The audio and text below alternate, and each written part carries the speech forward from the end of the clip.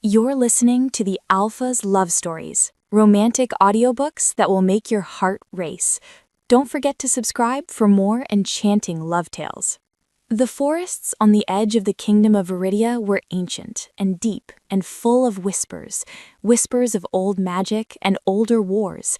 It was here, in this liminal space between the ordered stone of the werewolf packs and the scattered villages of wary humans, that Elara Thorn made her home. Not a home for herself, but a shelter for the lost. The Haven, they called it, a simple, sturdy house of timber and hearth smoke, standing defiant against the creeping mist of the woods. At 28, Elara's life was not her own. It belonged to the children, the orphans, the abandoned, the little souls tossed aside by conflict and fear. She was human, and that made her an oddity, a puzzle. How could a woman with no wolf in her blood, no keen senses or primal strength, possibly understand the needs of a werewolf pup? The doubt was a constant low hum in the background of her life. But the Alpha King himself, the formidable Lysander Blackwood, had placed her here. He had seen her, years ago, kneeling in the mud of a refugee camp, soothing a terrified child whose eyes glowed faintly amber. He saw not a human, but a heart that refused to look away. His decree was her shield. But on a night like this, with the wind screaming through the pines like a thing in agony, even a royal decree felt as flimsy as parchment. Inside the Haven, warmth fought a stubborn battle against the cold. 8 children, ranging from toddling pups to a serious-eyed boy of 12 named Leo, were settling for the night. The fire crackled. Stories were whispered. Then the world outside shattered. It wasn't just wind, it was the sound of a hunt. Snarls, razor sharp and close, the sickening crunch of splintering wood from the village below, and beneath it all, a sound that turned Elara's blood to ice, the guttural, rolling growl of a wolf not just angry, but enraged. Pure fury given voice. The children froze, their eyes wide moons in the firelight. Leo moved instantly, shepherding the younger ones into the back room, his own small body tense. Elara's mind raced. Bandits, a rogue pack. She barred the heavy oak door, her hands trembling only slightly. The Alpha King's protection meant nothing to lawless teeth. Then a new sound cut through the chaos. Not a snarl, not a howl. A whimper. Desperate, frail, and impossibly close. It came from the back of the house, from the door that led to the woodpile. A scratch, then a thud, as if something heavy had slumped against it. Every instinct screamed at Elara to stay put, to protect the children already inside. But that whimper, it was a child's sound. Holding her breath, she crept to the small, fortified window beside the door. She wiped a circle in the frost and peered out. The moon broke through the clouds for just a second, and in that silver light, she saw her. A female werewolf, her fur matted with dark, glistening blood, one arm twisted at a horrible angle. She was crumpled in the snow, her breath pluming in ragged gasps. But her arms were curled, not around her own wounds, but around a bundle clutched to her chest, a bundle that moved. As Elara watched, the woman's glowing amber eyes, dimming like dying embers, lifted and met hers through the glass. They held a universe of pain and terror, and a pleading so profound it was a physical force. The wolf's lips moved. No sound came, but Elara read the word on her dying breath. Please. The decision was made in the space between one heartbeat and the next. She unbarred the door and hauled it open, the freezing wind whipping her hair. The woman almost fell into her arms, a dead weight of fur and fading warmth. Elara stumbled back, pulling her inside, kicking the door shut against the pursuing night. She lowered the woman onto the stone floor by the hearth. The children peeked out, silent tears on their faces. "Leo, blankets, now," Elara ordered, her voice surprisingly steady. But the werewolf mother was not interested in blankets. With a final, shuddering effort, she pushed the bundle she protected into Elara's hands. The cloth fell away, and Elara looked down into the face of a newborn pup. He was tiny, perfect, his skin flushed, but his eyes were not the hazy blue of a human newborn, nor the soft amber of a wolf pup. They were a luminous, piercing silver, like liquid mercury, and across his forehead, down his tiny arms, were marks, not bruises, not birthmarks, swirling intricate patterns of deepest black, like ink spilled under his skin, forming symbols that seemed to shift and dance in the firelight. A collective gasp came from the children. Leo took a step back. Ilara, his eyes, the marks, the stories say, he whispered, his voice trembling. Hush, Ilara cut him off, though her own heart was hammering against her ribs. The stories. Every child in Viridia knew them, tales of the marked ones, cursed pups born under ill omens whose very presence could bring ruin to a pack, monsters in cradles. The mother's hand, now more human than wolf, gripped Ilara's waist with surprising strength. Her touch was cold, her gaze locked on Ilara's, pouring every last shred of her fading spirit into that one look. Kale, the name a bloody bubble on her lips. His name is Kale. They are coming for him. Do not let them take my son. Hide him. The light in her eyes flickered and went out. Her body went still. Just like that, she was gone, leaving Ilara alone on the cold floor, holding a baby with silver eyes that now stared up at her with an eerie, knowing calm. Outside, the sounds of the hunt were getting closer. Shouts, howls of triumphs. They were searching for her, for the dead mother, for the baby in Ilara's arms, the baby whose very existence was a death sentence. The Alpha King's protection protected the haven, but would it protect this, a child straight out of a dark legend? The logical part of her mind, the part that kept 8 other children alive, screamed that she had to give him up, to open that door and hand this dangerous burden to the wolves outside. But she looked at Kale. His silver eyes were not monstrous, they were confused, scared. He was just a baby whose mother had just died protecting him, and whose last wish was entrusted to her. Ilara Thorne made her second impossible decision of the night. She bundled Kale close to her chest, his silver eyes hidden against her shoulder. She looked at Leo, at all the frightened faces. "We tell no one," she said, her voice low and fierce. "No one knows he is here. He is just another orphan. Do you understand?" They nodded, their fear now mixed with a fierce, protective loyalty. Ilara moved quickly. She covered the mother's body with a blanket, a silent promise to honor her later. Then she took Kale to the hidden cellar, the one even the king's inspectors didn't know about. As she descended into the dark, the baby made a soft sound, not a cry, a coo. And as she reached the bottom step, she saw it, the black marks on his skin. They were glowing. A soft, ethereal silver light, pulsing gently in rhythm with his heartbeat. Ilara's breath caught. What had she just brought into her home? And more terrifyingly, who was coming to take him away? The cellar was a tomb of shadows and stored roots, but for now it was the only sanctuary they had. Ilara worked by the faint, unearthly glow of Kale's own skin, her hands moving with a frantic, tender precision. She cleaned him, swaddled him in the softest wool she could find, and tried to still the tremors in her own soul. The silver light from his marks illuminated the fear in her eyes, but also the stubborn set of her jaw. Upstairs, the world had gone quiet, too quiet. The hunt had passed by the haven, its deadly focus perhaps moving deeper into the woods.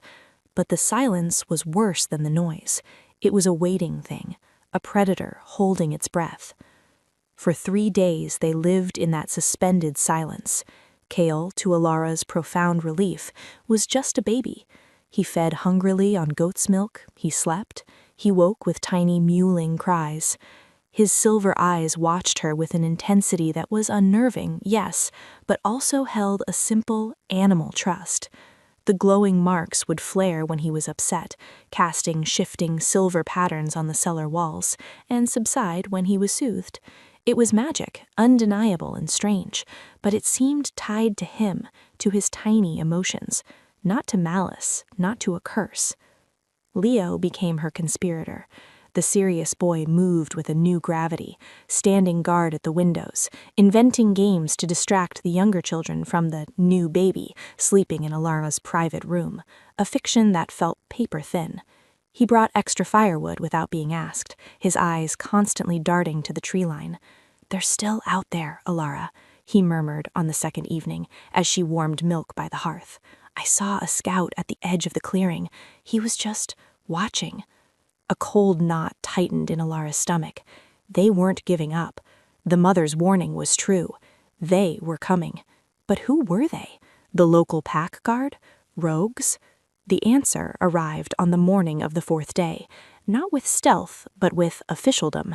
A heavy knock thundered on the front door, not the frantic scratch of a dying mother, but the assertive pound of authority. Alara's blood ran cold. She had just settled Kale, his marks thankfully dormant, in a woven basket behind a curtain in the main room. She smoothed her apron, took a deep breath that did nothing to calm her, and opened the door. 2 werewolf bards stood there, their formal leathers adorned with the crest of the high pack, a mountain peak under a full moon. The older one, a grizzled warrior with a scar through his brow, named Torin, gave a curt nod. The younger one couldn't hide his nervous energy. "Miss Thorne, we are investigating the incident 4 nights past. A fugitive was pursued. We have reason to believe she may have sought shelter here." Alara kept her face a placid mask. "A fugitive? I heard commotion, of course. We barred the doors. It was terrifying for the children." She let a shiver enter her voice, a natural reaction for a human in a world of wolfish violence. Torin's sharp amber eyes scanned the main room, missing nothing. The sleeping children, the tidy hearth, the curtain fluttering slightly in the draft from the door. The fugitive was a female, recently whelped. She carried an infant. Did you see her? It is of utmost importance. Alara's heart hammered against her ribs so violently she was sure they could hear it. Recently whelped. She thought of the dead mother in her woodshed, waiting for a burial she hadn't dared to give. "I saw no one, Captain, only heard the sounds. They faded into the woods." It was a gamble, a lie woven with threads of truth. The younger guard shifted. "The infant, ma'am, it would be distinctive." A tiny sound came from behind the curtain, a soft, sleepy sigh. "Kale." Both guards' eyes snapped toward the sound. Torin's nostrils flared.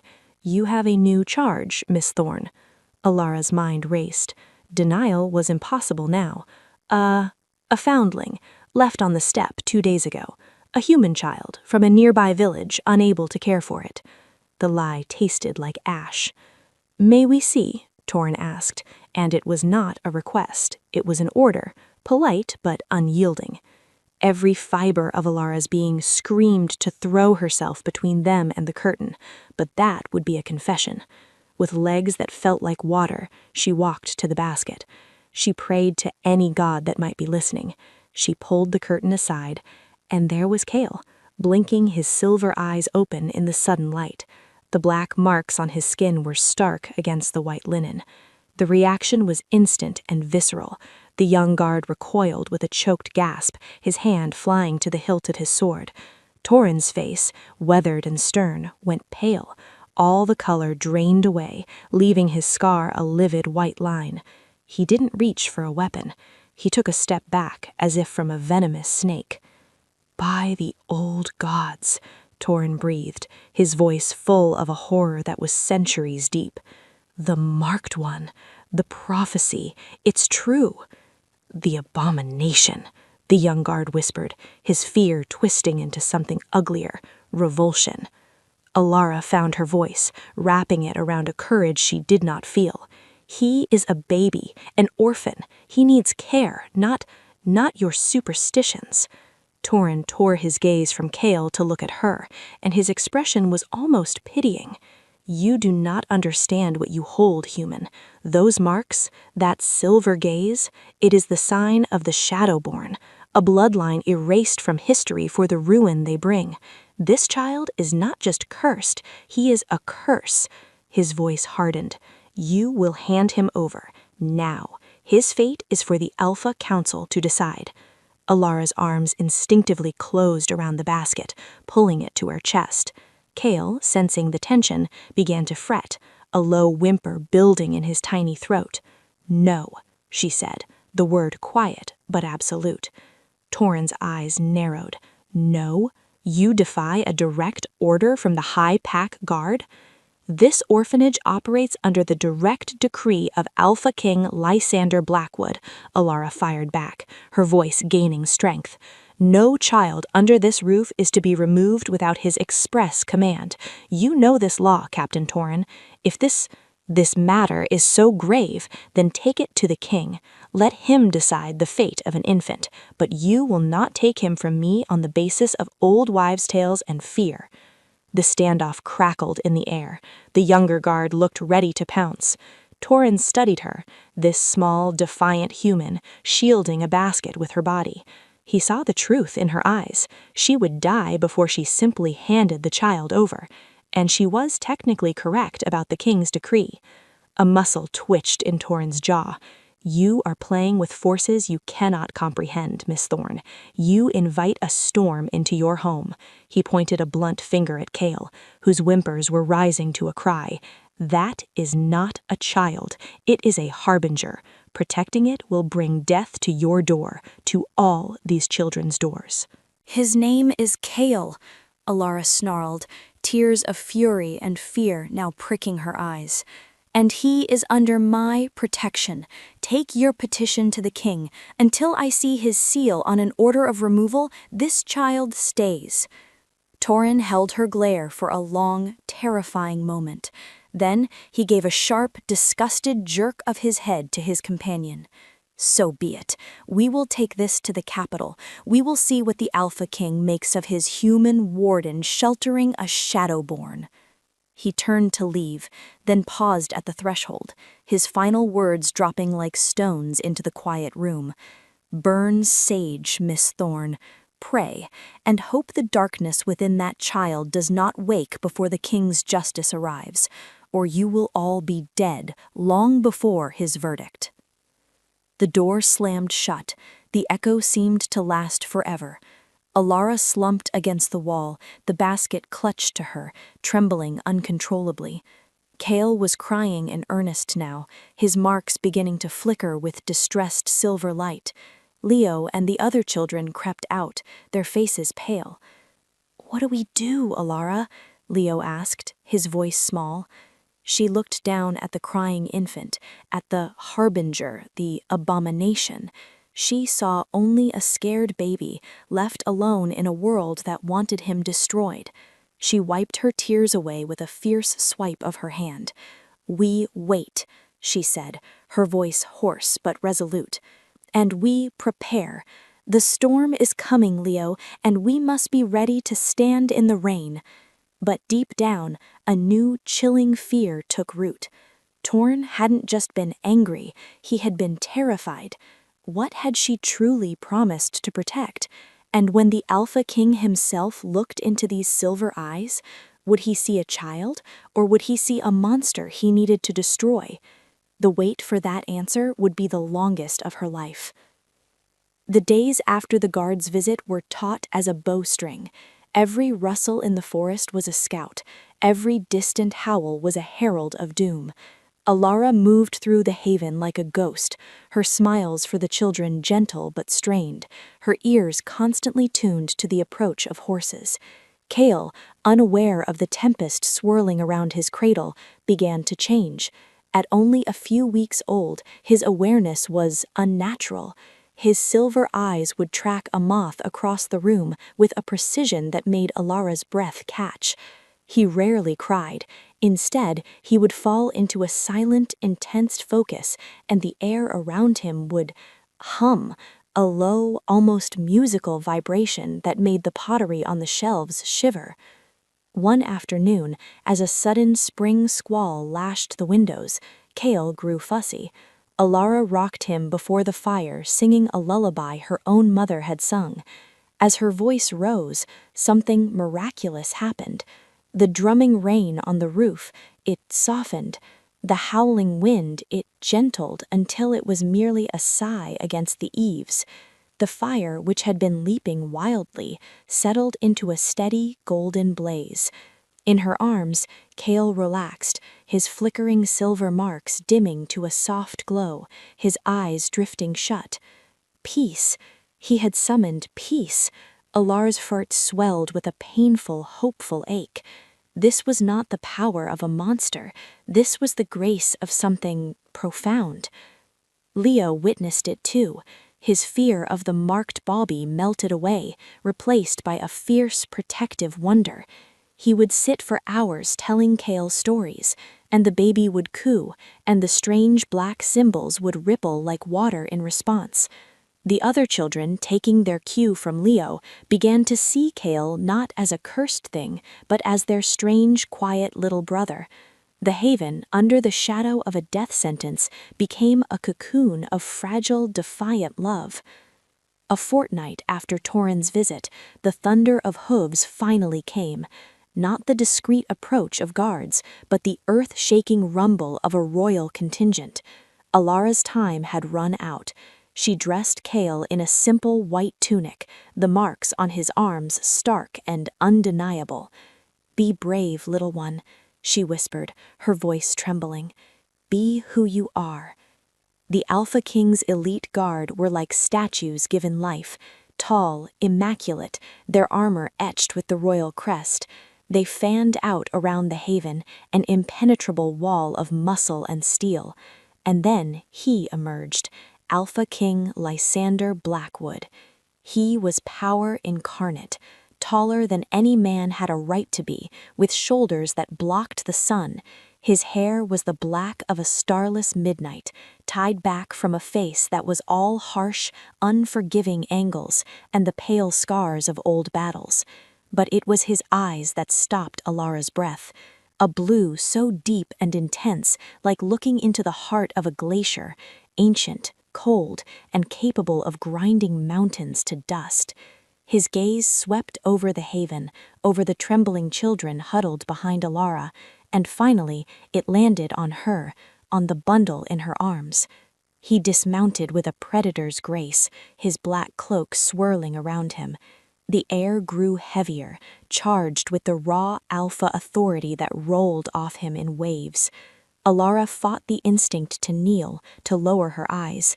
She stood her ground, holding Kale close. "Alara Thorn?" His voice was a low rumble, like distant thunder. It was not a question.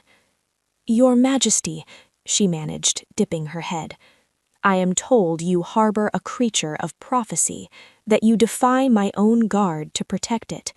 He stepped closer, and the sheer presence of him was overwhelming. "Show me." This was it, the moment that would decide if Kale lived or died. With numb fingers, Alara drew back the blanket from Kale's face. The afternoon light fell upon his silver eyes, his marked skin. King Lysander went utterly still, not a muscle moved. The ruthless blue of his eyes widened just a fraction, and in that fraction, Alara saw a flash of something, not horror, but stunned, profound recognition. The silence that followed was thicker than the forest fog, choked with the unsaid. His guards shifted, hands on their weapons, waiting for the order to seize the abomination. Then Lysander did the unthinkable. "Give him to me," he commanded, his voice softer now, almost uncertain. Every protective instinct in Alara screamed no, but the command of a king was absolute. Her arms felt like lead as she transferred the warm, small weight of Kale into the king's large, scarred hands. Lysander caroled him with a surprising care, his warrior's grip adjusting to hold something so fragile. He looked down into the silver eyes, and Kale looked back. He did not cry, he did not fuss, he simply stared up at the formidable king with a serene, unnerving curiosity. Then Kale made a soft sound, a happy gurgle, and reached one tiny marked hand up. His fingers, small and perfect, brushed against the base of Lysander's throat, where the edge of his armor met his skin. The reaction was instantaneous, and it shook the world. Kale's black marks erupted, not a flicker, not a glow, but a blazing torrent of pure liquid silver light that raced across his skin, making the symbols shine like constellations. And from under Lysander's tunic, at the exact spot Kale had touched, an answering light burst forth, a brilliant, matching silver glow that pulsed through the fabric, bright as a captured star. A collective gasp tore from the throats of the guards.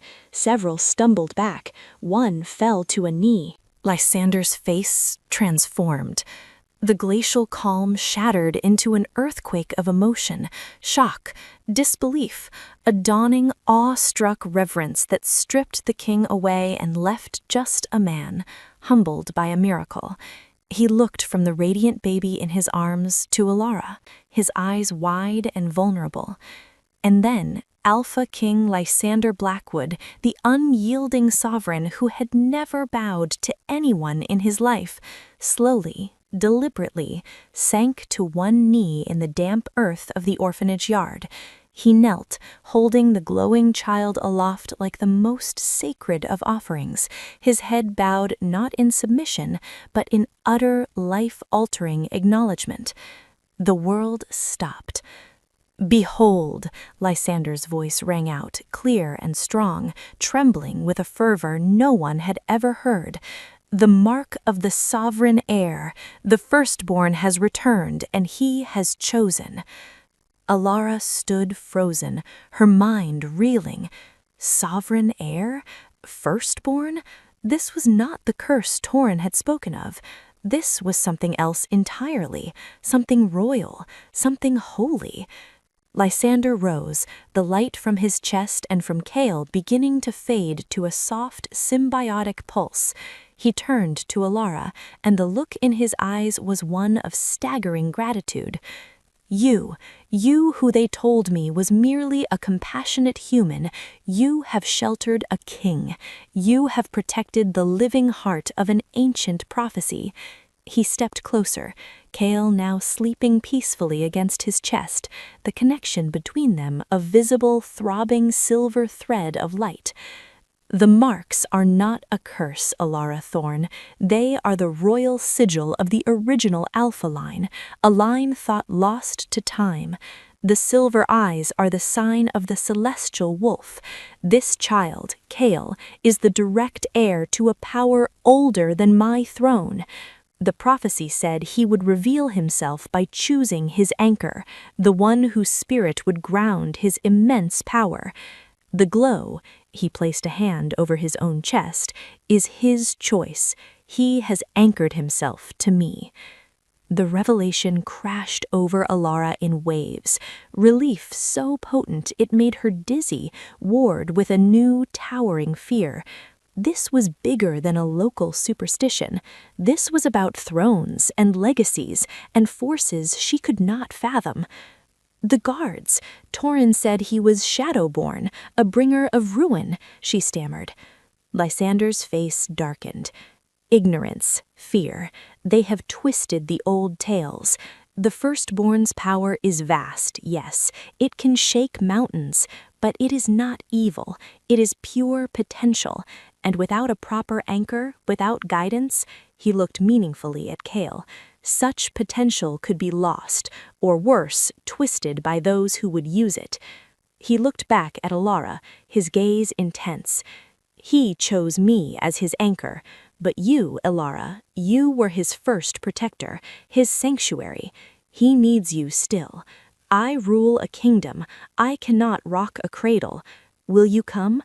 Will you bring him to the capital and continue to be his guardian, not as a mere caregiver, but as the ward of the sovereign heir, under my direct protection?" It was an offer that upended her life, to leave the haven, the children, her purpose, to step into the glittering, dangerous world of the royal court. She looked at Kale, so small against the king's broad chest. She had promised a dying mother. She had defied armed guards. She had loved a child everyone called a monster. How could she stop now? She met the Alpha King's glacier blue eyes.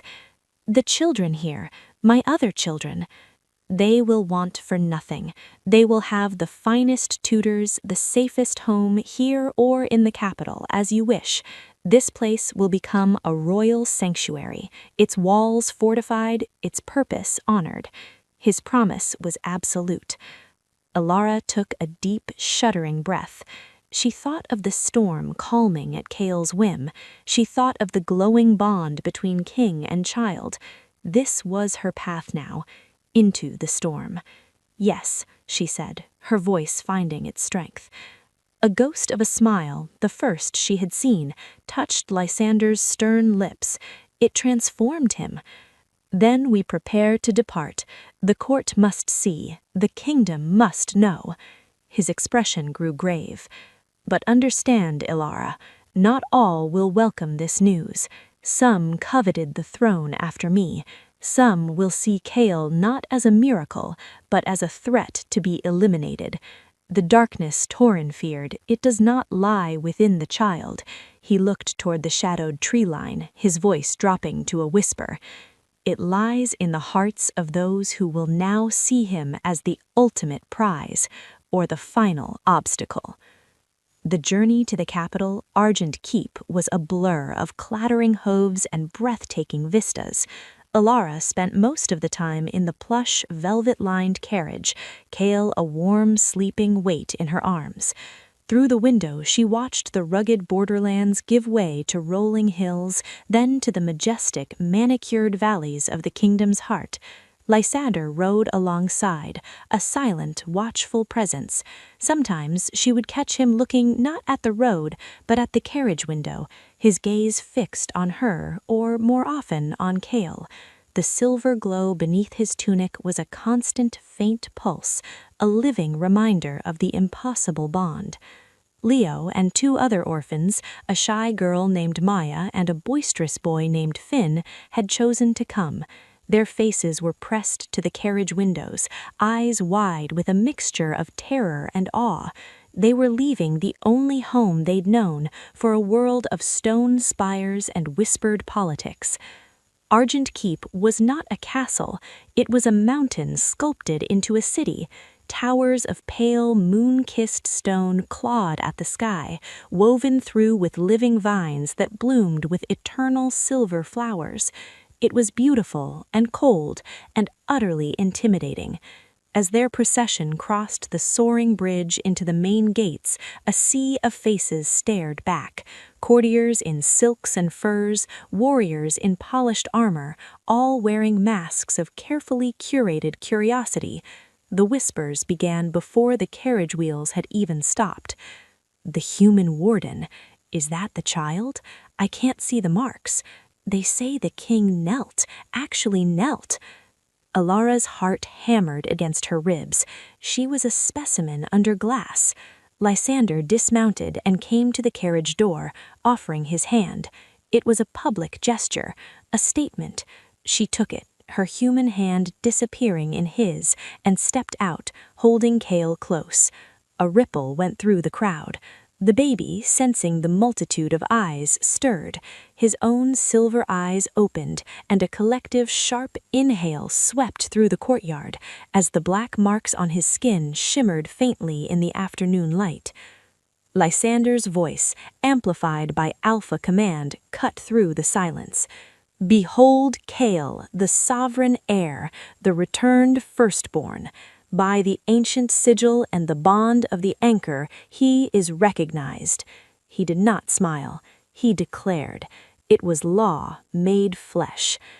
They were escorted to quarters that stole Alara's breath.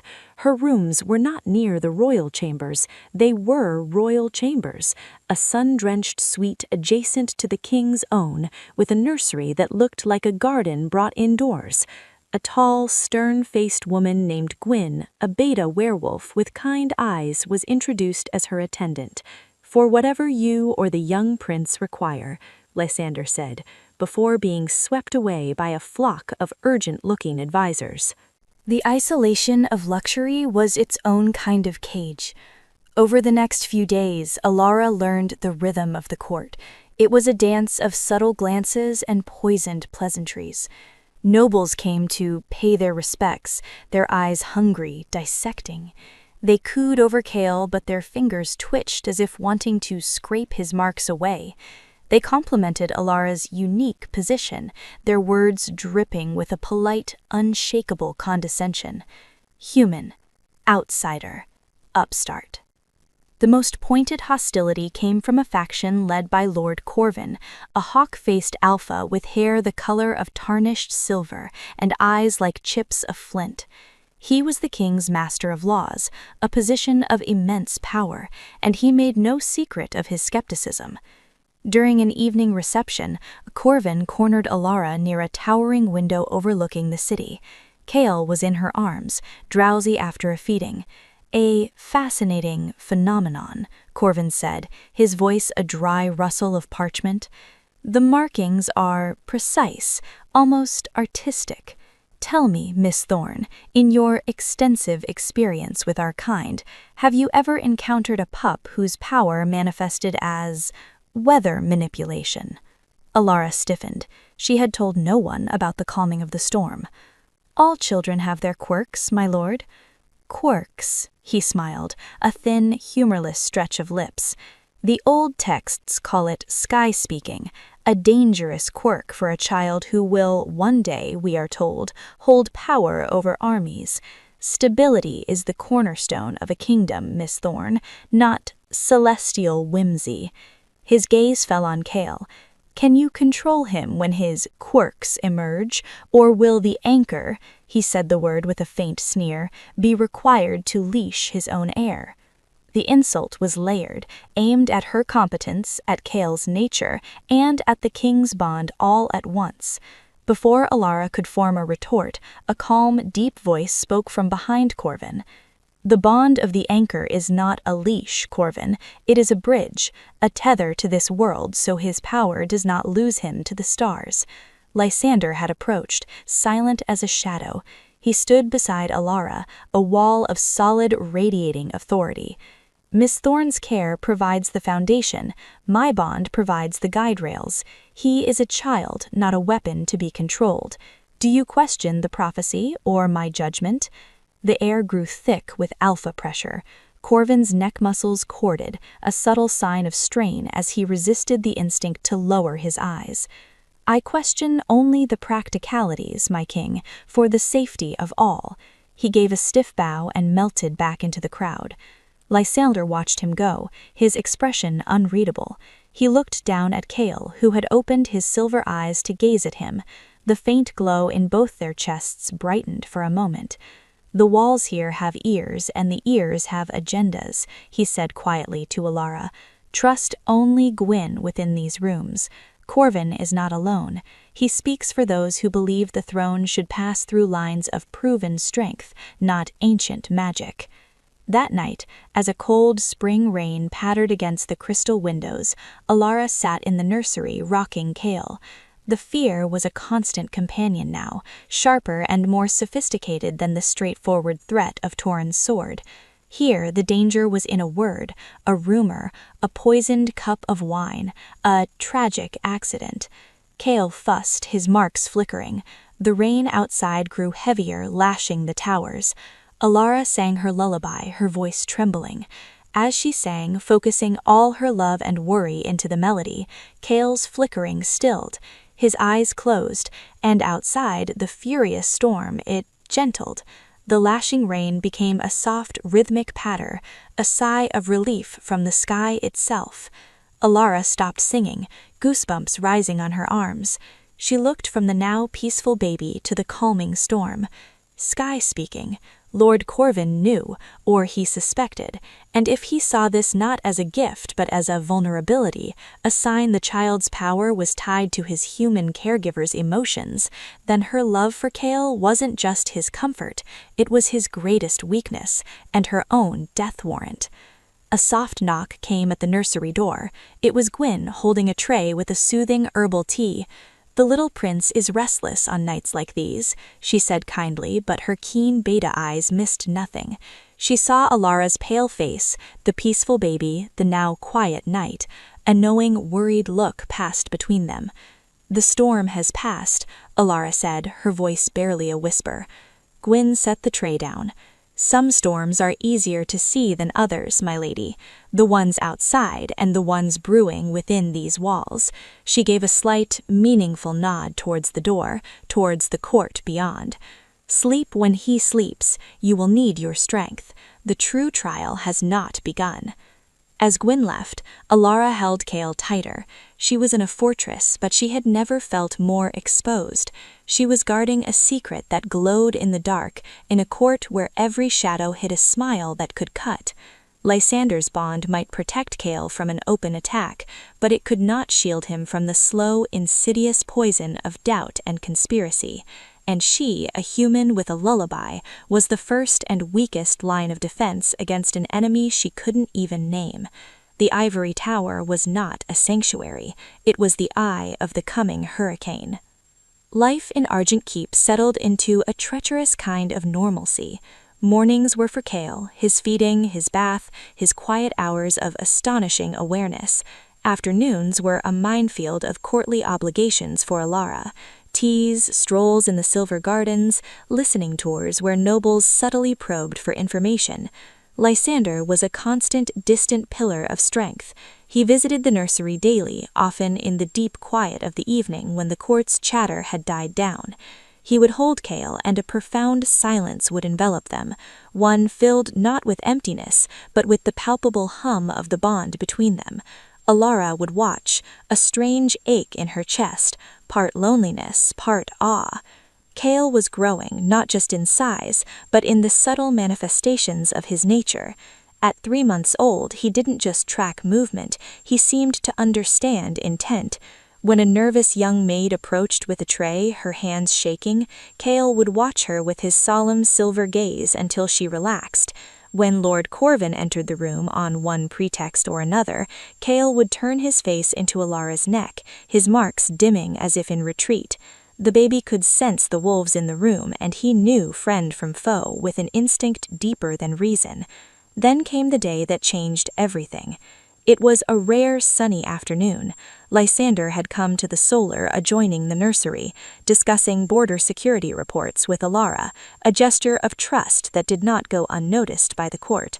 Kale was in the king's arms, playing with the heavy signet ring on his finger, babbling soft, meaningless sounds. The sunlight streamed in, catching the dust motes and the faint, ever-present silver shimmer of the connection between them. Suddenly, Kale went very still. His tiny fingers closed around Lysander's thumb, his silver eyes, usually so calmly observing, fixed on the king's face with an intensity that felt ancient. The black marks on his skin ignited, not with a flash but with a deep, resonant glow that filled the room with soft, pulsing light. Lysander stopped mid-sentence. He looked down, his own chest beginning to shine in answer. And then Kale spoke. It was not a babble, it was a word, clear as a bell, forged in a tone of pure, powerful resonance that seemed to vibrate in the very bones of the room. Athen. The word hung in the air, thrumming with magic. It was Old Tongue, a language of roots and stones. Alara didn't know its meaning, but she saw its effect. Lysander's breath caught in a ragged gasp. The stern, unshakable Alpha King, his eyes glistened instantly with unshed tears.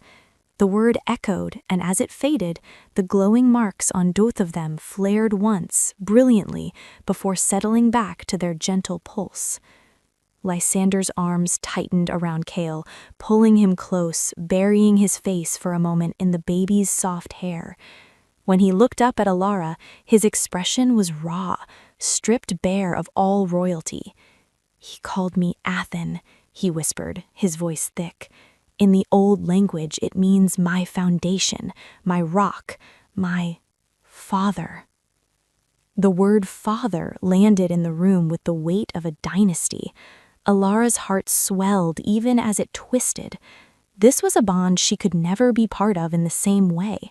She was the guardian, the protector, but this was lineage, destiny.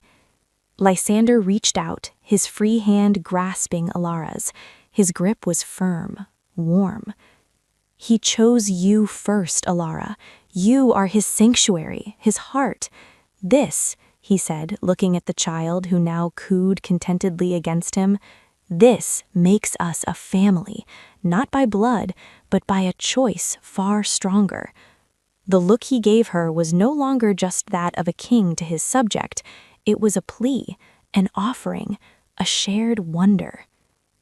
In that sun-drenched room, with the word Athen still resonating in the silence, something shifted irrevocably. The professional distance between caretaker and king dissolved. They were two people, bound together by a miraculous child, standing on the precipice of something terrifying and beautiful.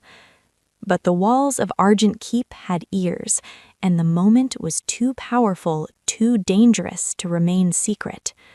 The very next evening, during a formal banquet in the Great Hall, the attack came, not with swords, but with words, sharper and more deadly. The hall was a spectacle of wealth and power. Alara sat at the high table, Kale thankfully asleep in the nursery with the trusted Gwyn. Lysander presided, a figure of imposing authority. Lord Corvin stood to give a toast, raising a goblet of blood-red wine. To the health of the king, and to the fascinating new additions to our court. His smile was all teeth. We live in remarkable times, ancient prophecies walking among us, human compassion weaving itself into the very fabric of our royal line. The crowd murmured, a mix of agreement and unease. It makes one consult the older texts, the complete histories. For every light there is a shadow cast. He paused, letting the suspense build. Lysander's fingers tightened on his own goblet.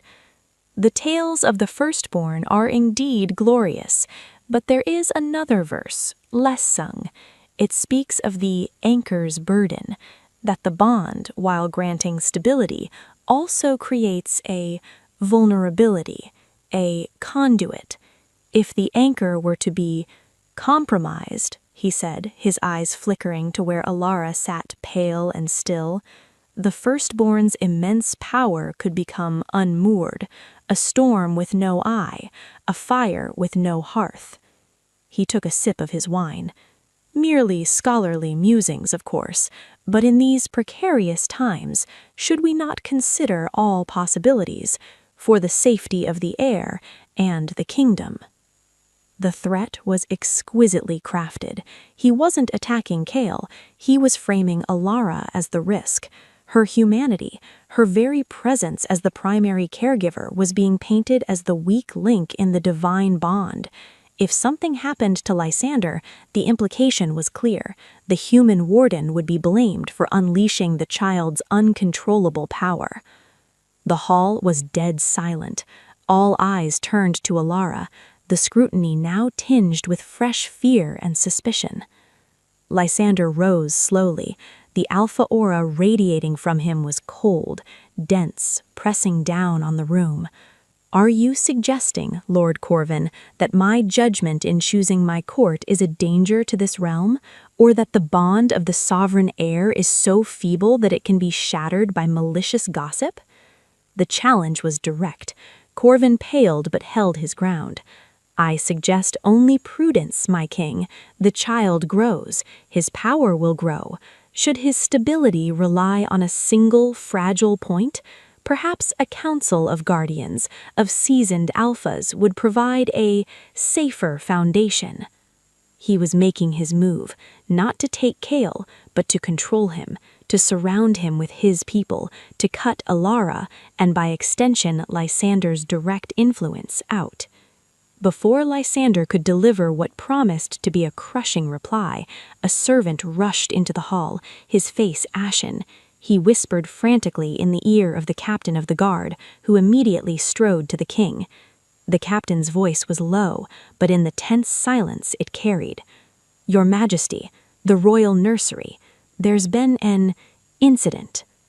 Alara's world tilted. She was on her feet before she knew it, her chair scraping loudly. Lysander was already moving, a black-clad force of nature cutting through the crowd. Alara ran after him, her heart a frantic drum against her ribs, Corvin's poisonous words forgotten in the wake of a much more tangible terror. They stormed into the nursery suite. The scene was one of ordered chaos. Gwyn stood in the center of the room, clutching a trembling hand to her chest, her beta fangs extended in a snarl. 2 royal guards were examining the window, a large leaded glass pane that now had a single, perfectly round hole in its center, like a bullet hole.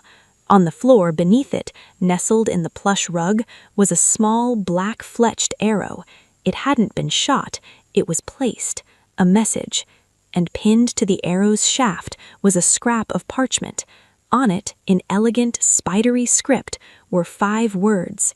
The foundation can be cracked. The nursery, once a sanctuary of soft light and lullabies, now was a crime scene. The air hung thick with the scent of cold night, fear, and Gwyn's barely contained rage. Alara rushed past the guards to the ornate crib. Kale lay there, swaddled in silver silk, sleeping peacefully, unharmed.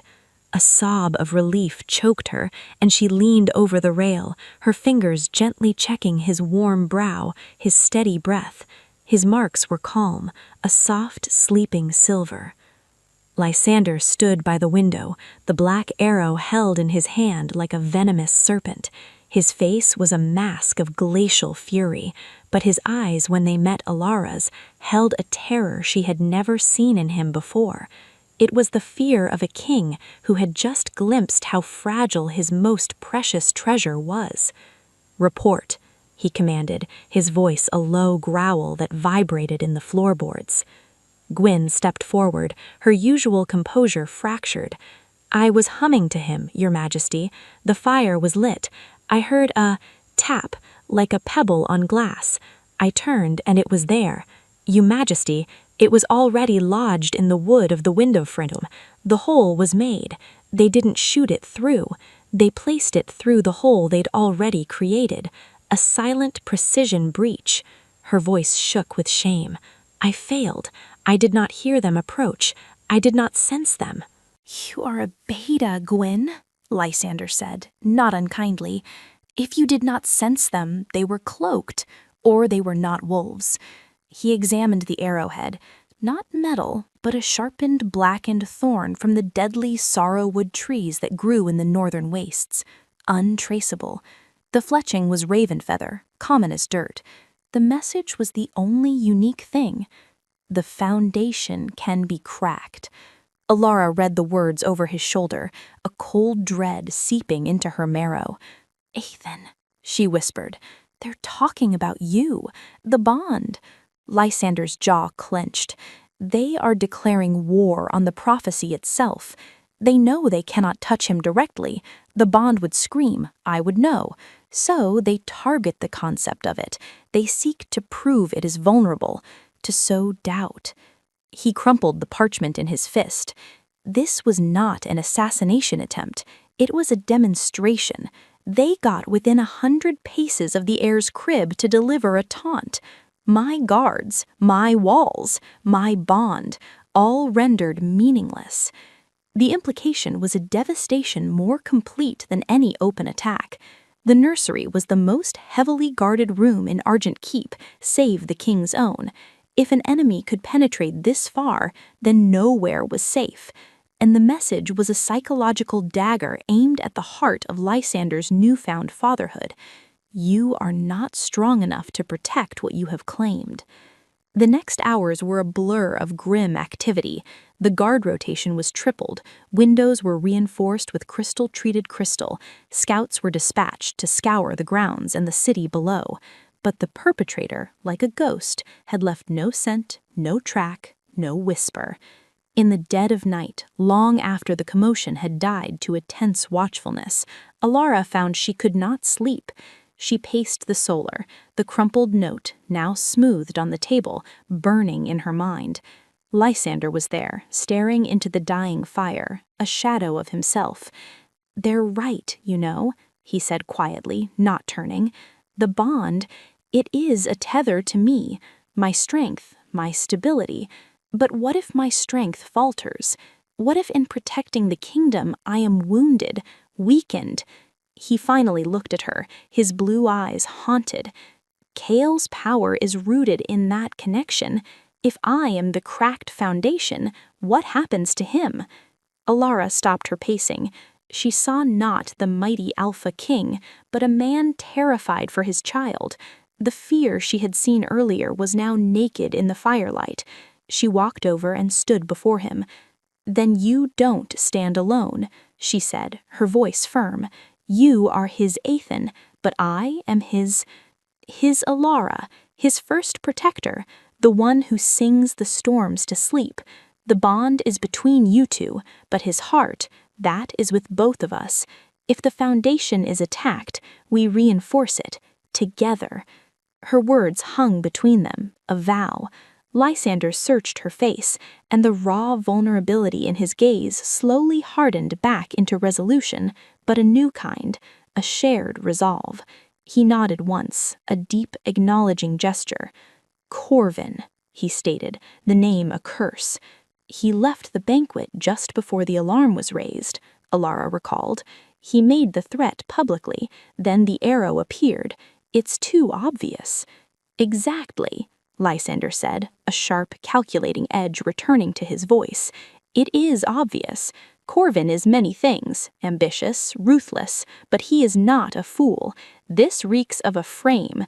Someone wants me to move against Corvin, to purge a faction and create chaos in the court. Or," he paused, "they want me to dismiss him as a suspect, leaving the true threat hidden." The plot had just deepened from a single shadow to a hall of mirrors. So what do? We do nothing and everything. Lysander stood, his kingly mantle settling back onto his shoulders.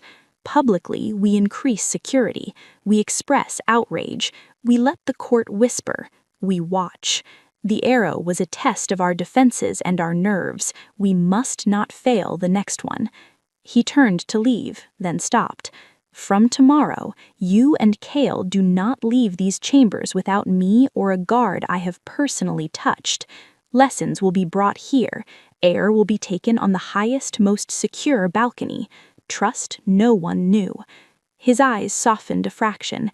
"And Alara, thank you for reminding me that a foundation is strongest when it is built on more than one pillar." After he left, Alara returned to the nursery. She looked down at Kael, his silver eyelashes fanned on his cheeks. The enemy wasn't just at the gates. They were inside the walls, speaking the language of court and poison. They knew about the bond. They knew the ancient word Aethan. This was an enemy with knowledge, with patience, with a plan that was only just beginning to unfold. She knelt by the crib, a new determination crystallizing within her. They thought her just the human caregiver, the fragile link. They thought her powerless. But she had a power they had not accounted for, a mother's love and a protector's ferocity. Let them come with their arrows and their riddles. Let them try to crack the foundation. She would be the unbreakable shield around them both, and she would find the hand that drew that bow, even if she had to walk through every shadow in Argent Keep to do it. The game had begun, and Alara Thorne, the orphanage keeper, was ready to play. The weeks that followed the arrow were a lesson of gilded siege warfare. Alara's world shrank to the royal suite, a beautiful, tense cage. Kael grew stronger, his silver eyes missing nothing. He was a happy baby, gurgling with laughter for Leo, who now served as his unofficial older brother and most dedicated jester. But sometimes, in the quiet moments, Kael would stare at the newly reinforced window, his tiny brow furrowed, as if sensing the threat that had seeped through the glass. Lysander was a storm contained. He ruled with a cold, meticulous efficiency, but the easy moments from before the arrow were gone. His visits were shorter, his eyes constantly scanning, assessing. The bond between him and Kael thrummed with a low, protective frequency that Alara could almost feel. He had trusted guards, alphas he had fought beside, personally scent-marked the doors and windows, a primal warning to any other wolf. But the true battle was in the courtly theater below. Alara was not entirely isolated. Nobles still came to pay their respects under the watchful eyes of the king's guards. The arrow had changed the script. Lord Corvin's faction now wore an air of smug vindication. Their whispers were no longer subtle. "I heard the nursemaid was distracted," one countess murmured too loudly during a stilted tea in Alara's receiving room. "Human senses, you know, so dull. A wolf would have smelled the intruder a league away." Another lord, a sycophant of Corvin's, nodded sagely. "A fragile guardian for such a volatile treasure. The king's bond is strength, yes, but it is anchored to his will. If his attention is divided by lesser concerns." He let the sentence hang, his eyes sweeping dismissively over Alara. The attack was always the same. Question her competence, her species, her very right to be there. Frame her as the vulnerability. Alara learned to school her face into a mask of placid courtesy, but inside she seethed. She was not a nursemaid. She was a warden who had defended her charge with nothing but her will against armed guards. They had no idea of her mettle. The breaking point came during the Moon Festival, a celebration of the first full moon of summer. It was the first major court event since Kale's arrival, and Lysander decreed the heir would make a brief appearance, a show of strength, of normalcy. Alara's stomach was a knot of dread as Gwen dressed Kale in a tiny tunic of moon-white silk, his marks like dark vines against the fabric. The great hall was transformed, shimmering with bioluminescent fungi and silver lanterns. The air buzzed with music and tension. When Lysander entered with Alara beside him, holding Kale, a forced silence fell, followed by a wave of murmured awe and thinly veiled anxiety. They took their place on the dais. Kale, overwhelmed by the lights and sounds, began to fuss, his marks flickering nervously. It was then that Lord Corvin approached, a goblet in hand, a smile on his thin lips. "A blessed night, and look, the young prince honors the moon with his own light." His voice was jovial, carrying. He reached out as if to chuck Kale under the chin, a bold, familiar gesture. Alara instinctively shifted Kale away, a subtle movement. Corvin's hand hung in the air. His smile didn't waver, but his eyes turned flinty. "So protective, Miss Thorne. One might think you distrust the king's own court." "It is a loud night, my lord. He is overstimulated." Alara's voice was steady despite her pounding heart. Of course," Corvin said, withdrawing his hand. He took a sip of his wine, his gaze speculative. "Stimulation, such a human concept for a wolf's spirit. Perhaps what he needs is not less sensation, but the right kind. The feel of pack earth, the sound of true howls, not just courtly melodies." He turned his attention to Lysander. "Your Majesty, the traditional pup howl is performed tonight. Might it not be beneficial for the heir to witness it, to feel the primal connection in his blood?" The pup howl was a harmless ritual. The youngest members of noble families gathered to howl at the moon, but it was outside, in the less secure inner courtyard. It was a trap, wrapped in tradition. Lysander's expression was unreadable.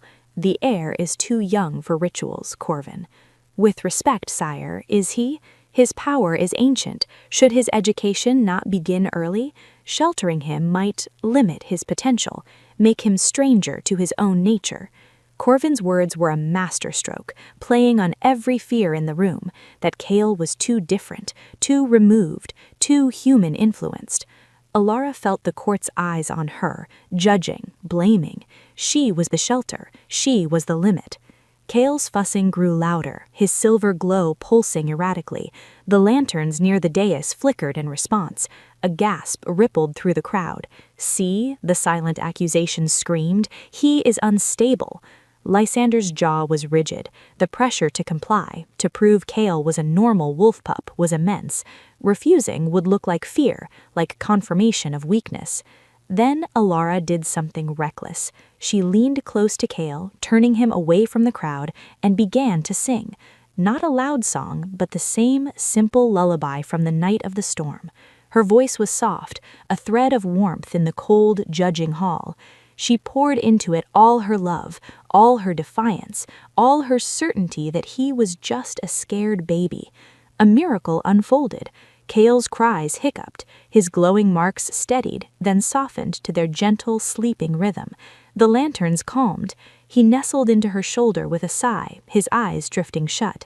The connection hadn't been to the moon, or to the pack, it had been to her. Her human song had soothed the celestial air. The silence this time was stunned, reverent. Alara lifted her head, meeting Corvin's shocked gaze. Her own eyes were hard. "It seems, my lord, he simply needed a reminder of home. Not every wolf finds his pack in a howl. Some find it in a heartbeat." The rebuke was elegant and devastating. She had not just calmed the child, she had demonstrated a bond that transcended wolfish ritual, one that Corvin could neither understand nor break. Lysander looked at her, a spark of fierce pride in his glacial eyes. Corvin recovered with a stiff bow, a touching display. He retreated, his plan in ashes. But the victory was double-edged. As Alara stood there, holding the now sleeping child, she realized the true cost. She had publicly cemented her role as Cale's essential comfort, his emotional anchor. She had proven her power over him. In the eyes of a hidden enemy who wanted control, that made her no longer just a nuisance. It made her a target that needed to be removed. The cracks in the court weren't just in the foundation Lysander provided. They were aiming to shatter the very hands that held the heir, and tonight she had held those hands up for all to see. The siege of whispers was over. The next attack, she knew with cold certainty, would be far less subtle. The triumph of the Moon Festival was short-lived, bitter ash on the tongue. In the days that followed, Alara felt the change in the air of Argent Keep, a sharpening, a focusing of the hostility that had once been a diffuse cloud. She was no longer just the human upstart, she was the proven linchpin, the one whose song could quiet the storm in the sovereign air. To Lysander's allies, this was a comfort. To his enemies, it was a glaring vulnerability, a problem with a clear solution. Cale, now 5 months old, was a sunbeam in the gathering gloom. He could sit up, his silver eyes missing nothing. He had developed a delighted, gummy smile for Lysander, whose visits were the highlights of his small world. The bond between them was a visible, tender thing. When Lysander entered the room, Cale's marks would brighten with a soft, joyful pulse, and the answering glow from the king's chest seemed to ease the perpetual tension from his shoulders. They were learning each other, the mighty king learning the gentleness of fatherhood, the miraculous child learning the security of a father's love. Alara cherished these moments, but a thorn of loneliness pricked her heart. She was the bridge between these two extraordinary males, but where did she stand? The king's gratitude was profound, but it was a walled garden she could not enter. Her life was Cale, and Cale's life was now inextricably woven with the fate of a kingdom. She felt adrift. Her only solace, aside from Cale, was teaching Leo, Maya, and Finn. She turned the solar into a makeshift schoolroom, lessons on history and ethics mixed with her own hard-won wisdom about compassion and courage. Leo especially drank it in, his protective instinct for Cale blossoming into a fierce desire to be worthy of the royal court that still looked down on him. One afternoon, as a real storm gathered over the mountains, turning the sky the color of bruised steel, a new face appeared in her chambers.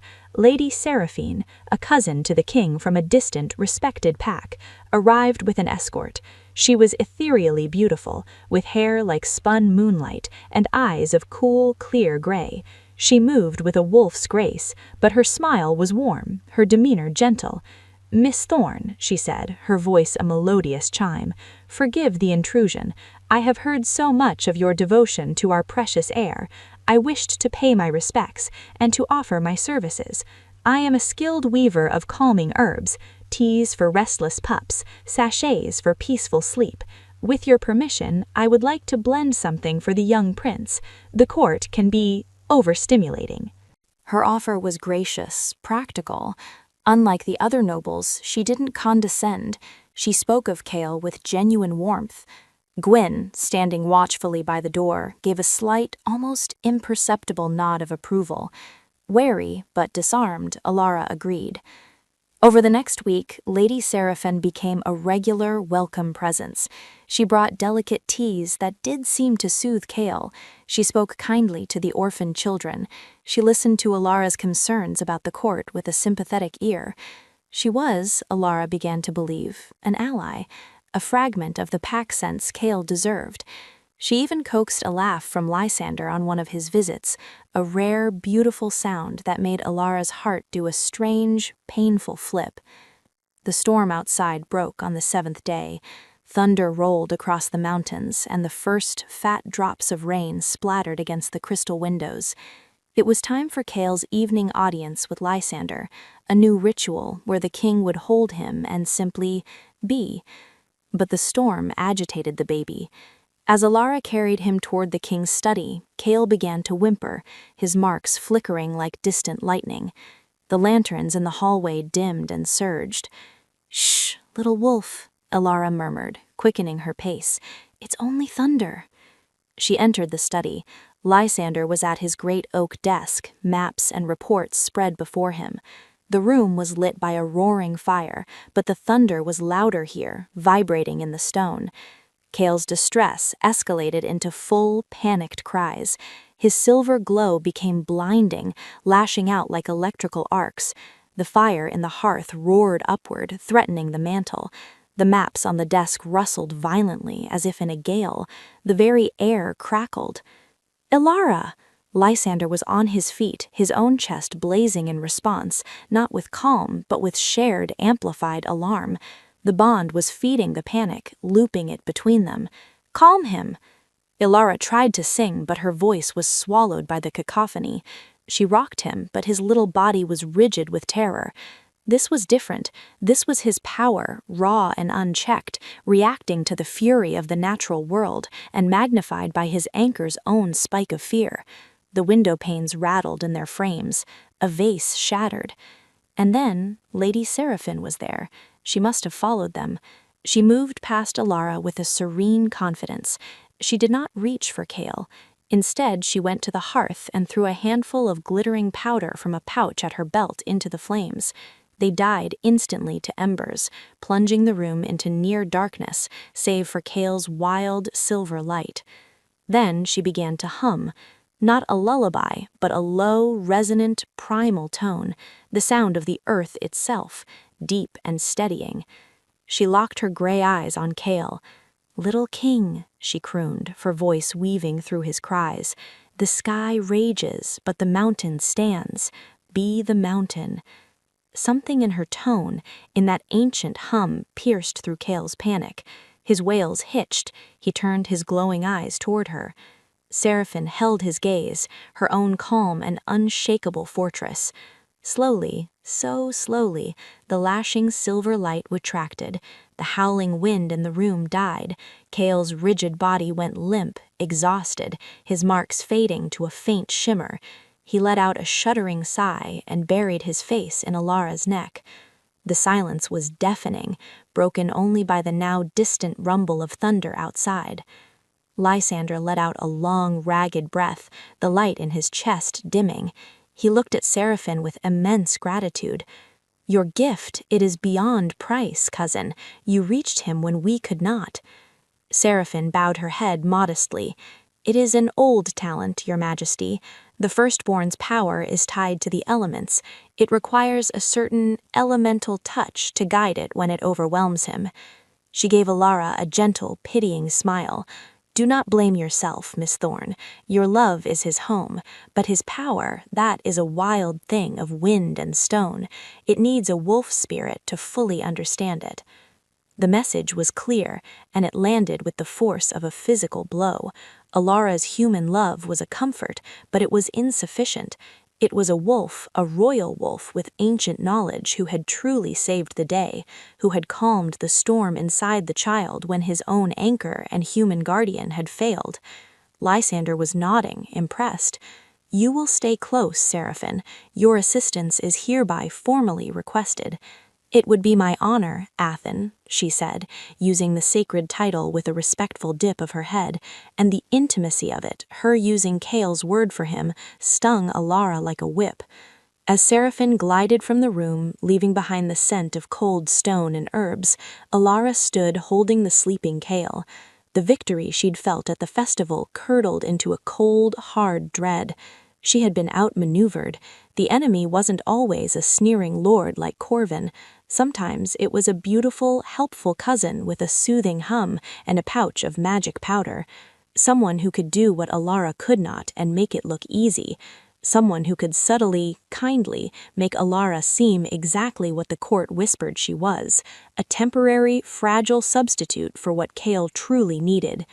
The storm outside was passing, but inside Alara Thorne, a colder, more dangerous tempest was just beginning to brew.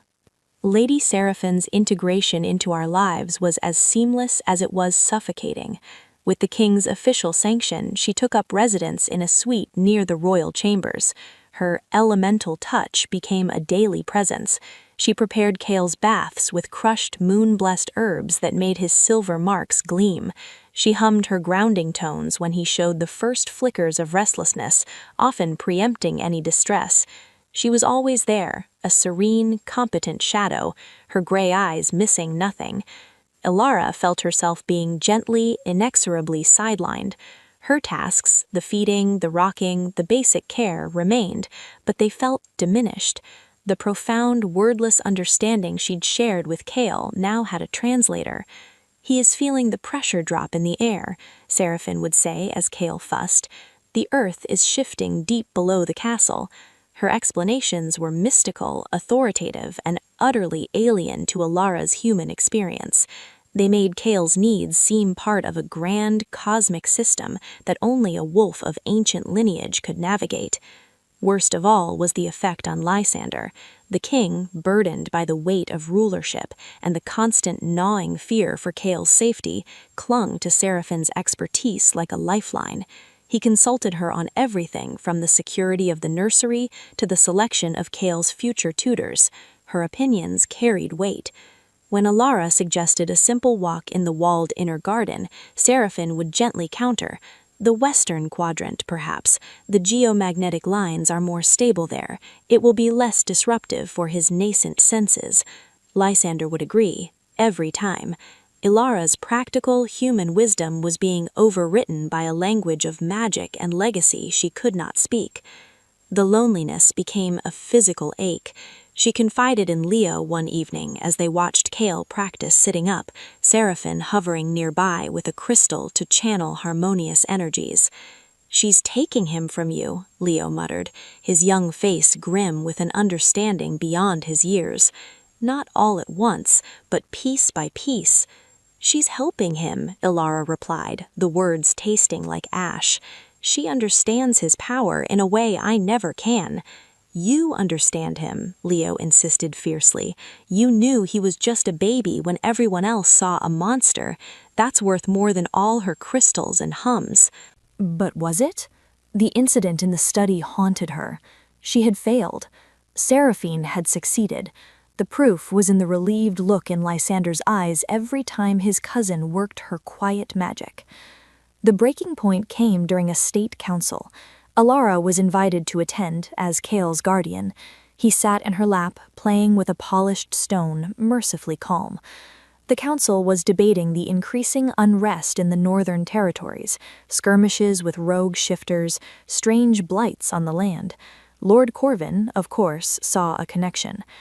"The natural order is fraying," he intoned, casting a meaningful glance at Kale.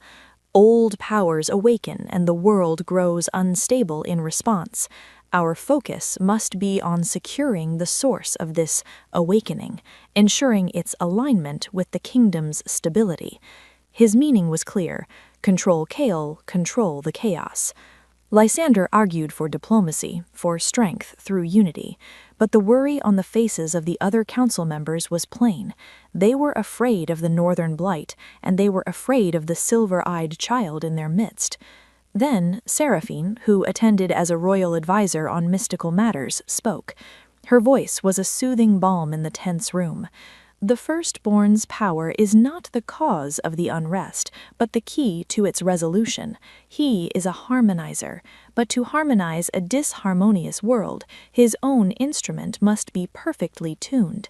His anchor, she bowed respectfully to Lysander, provides the fundamental note, but the melody, the complex interplay with the elements, that requires a dedicated guide, one attuned to the subtle frequencies he emits.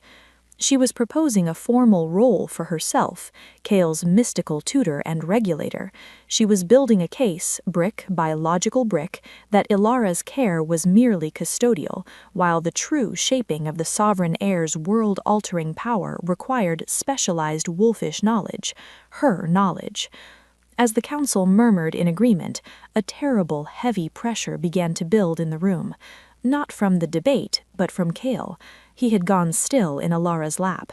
His silver eyes were wide, fixed on the arguing adults, on Corvin's sharp face, on Seraphine's calm one. He could feel the tension, the fear, the ambition swirling around him like a toxic fog. His small body began to tremble. The black marks on his skin ignited, not with their usual gentle glow, but with a frantic, stuttering light. The polished stone in his hand grew warm, then hot. Ilara gasped as it seared her thigh through her dress. "Cale?" she whispered, trying to turn him away, to block out the stressful energy. But it was too late. The bond with Lysander, stressed by the king's own rising frustration and worry, acted as an amplifier. Cale's fear spiked, and his power lashed out, not as a storm, but as a wave of pure, crushing heaviness. It was as if the gravity in the room tripled. Council members grunted, slumping in their chairs. Scrolls and goblets clattered to the floor. The very air became thick, difficult to breathe. Lysander staggered, clutching the table, the glow in his chest a painful, blinding white. He was trying to absorb it, to anchor it, but the feedback loop was too strong. "Seraphine," he gritted out. But Seraphine was also affected, her face pale with strain. Her grounding hum died in her throat. She reached for her herbs, but her movements were slow, laborious. It was Ilara who acted. Forgetting the politics, forgetting her feelings of inadequacy, she saw only her child in terror. She stood up, the increased gravity making the simple act a Herculean effort. She stumbled to the great window, away from the oppressive focus of the council. She pressed Cale's face against her shoulder, blocking his view, and she did the only thing she knew to do. She began to talk. Not sing, just talk. Her voice was low, labored, but utterly normal, a human voice in a room buckling under magical force. "It's all right, my heart. It's just noisy people. Remember the garden? Remember the fat bumblebee on the silver flower? It buzzed so loudly, but it was just going about its day making honey. This is just noise, Cale, just buzzing." She spoke of simple things, of the taste of apple porridge, of the feel of warm sunlight, of Leo's terrible jokes. She created a bubble of mundane human reality around them with her words. She was not fighting his power, she was ignoring it. She was reminding him of a world that was small and safe and hers. Slowly, so slowly, the terrible pressure began to ease. Cale's trembling subsided, his frantic glow softened, then dimmed to his usual sleep-like pulse. The gravity in the room normalized with a final shuddering sigh. Council members gasped for breath, staring in shock. Cale lifted his head, his silver eyes bleary with spent emotion. He looked at Ilara, touched her cheek with a tiny, still warm hand, and uttered a single, clear, exhausted syllable. "Ma." The word echoed in the silent, ravaged council chamber. It was not the ancient prophetic Othin, it was a simpler, more universal truth. Ma, a child's first name for the source of all comfort. Ilara's tears fell freely then, dripping on his marked skin. She held him close, rocking gently. Lysander was staring at them, his chest heaving, his face a mask of stunned revelation. He had seen his bond falter under the strain. He had seen Seraphine's magic fail. He had seen Ilara, with no power but her love and her words, pull his son back from the brink by reminding him of what it was to simply be a child. The crisis had passed, but in its wake the fragile alliance in the nursery had shattered. Ilara had proven her indispensability in a way no one could deny, least of all the king, and she had also made herself and the profound, simple love Cale had named Ma the single biggest obstacle to anyone who wanted to control the heir by his power alone. The bullseye on her back had just been painted in the brightest, most undeniable colors. The council chamber incident became a quiet legend, spoken of in hushed tones. The king's human ward had done what mystical herbs and alpha bonds could not. She had spoken a storm to sleep. The word Ma clung to Ilara like a new title, one more intimate and powerful than any lady or warden. It was a claim Cale had staked on her heart, and the entire court heard it. Lysander's behavior shifted. His gratitude was no longer just polite, it was fervent, almost reverent. He sought her counsel on matters beyond Cale's care, on the morale of the people, on the treatment of human refugees at the border. He began to see her not as a puzzle, but as a missing piece. His visits to the nursery grew longer, less formal. He would stay after Cale was asleep, talking with Ilara by the fire about his fears for the kingdom, his hopes for his son, the crushing loneliness of the throne. The glacial blue of his eyes would thaw in the firelight, revealing the weary, idealistic man beneath the crown. Ilara, in turn, saw past the king to Lysander. She saw the weight he carried, the scars of old battles not just on his skin but on his soul. She saw the fierce, protective love he had for Cale, a love that mirrored her own. A dangerous, fragile warmth began to grow between them, a shared understanding that felt like the only real thing in the Palace of Illusions. This new closeness did not go unnoticed. Lady Seraphine's serene mask developed the faintest of hairline cracks. Her smiles toward Ilara grew tighter, her helpful suggestions carried a sharper edge. She redoubled her efforts with Cale, her elemental sessions becoming more frequent, more intense.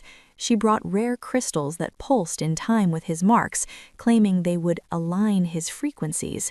She began speaking to him in the same ancient tongue from which Athen had come, words that made Lysander nod in approval, but left Ilara feeling locked out. One afternoon, Seraphine proposed a new ritual, a moon-bathing ceremony on the highest, most isolated tower of Argent Keep. The full moon is when his celestial connection is strongest, she explained to Lysander, her gray eyes luminous with conviction. To bathe in its light, away from the dampening stones of the lower levels, will strengthen his core power. It is written in the oldest texts concerning the firstborn. Lysander, ever eager to do what was best for Cale's development, agreed. Ilara's protests about the cold, the exposure, the security risk of such an isolated location were gently overruled. Seraphine will be there. My most trusted guards will be on the stairs.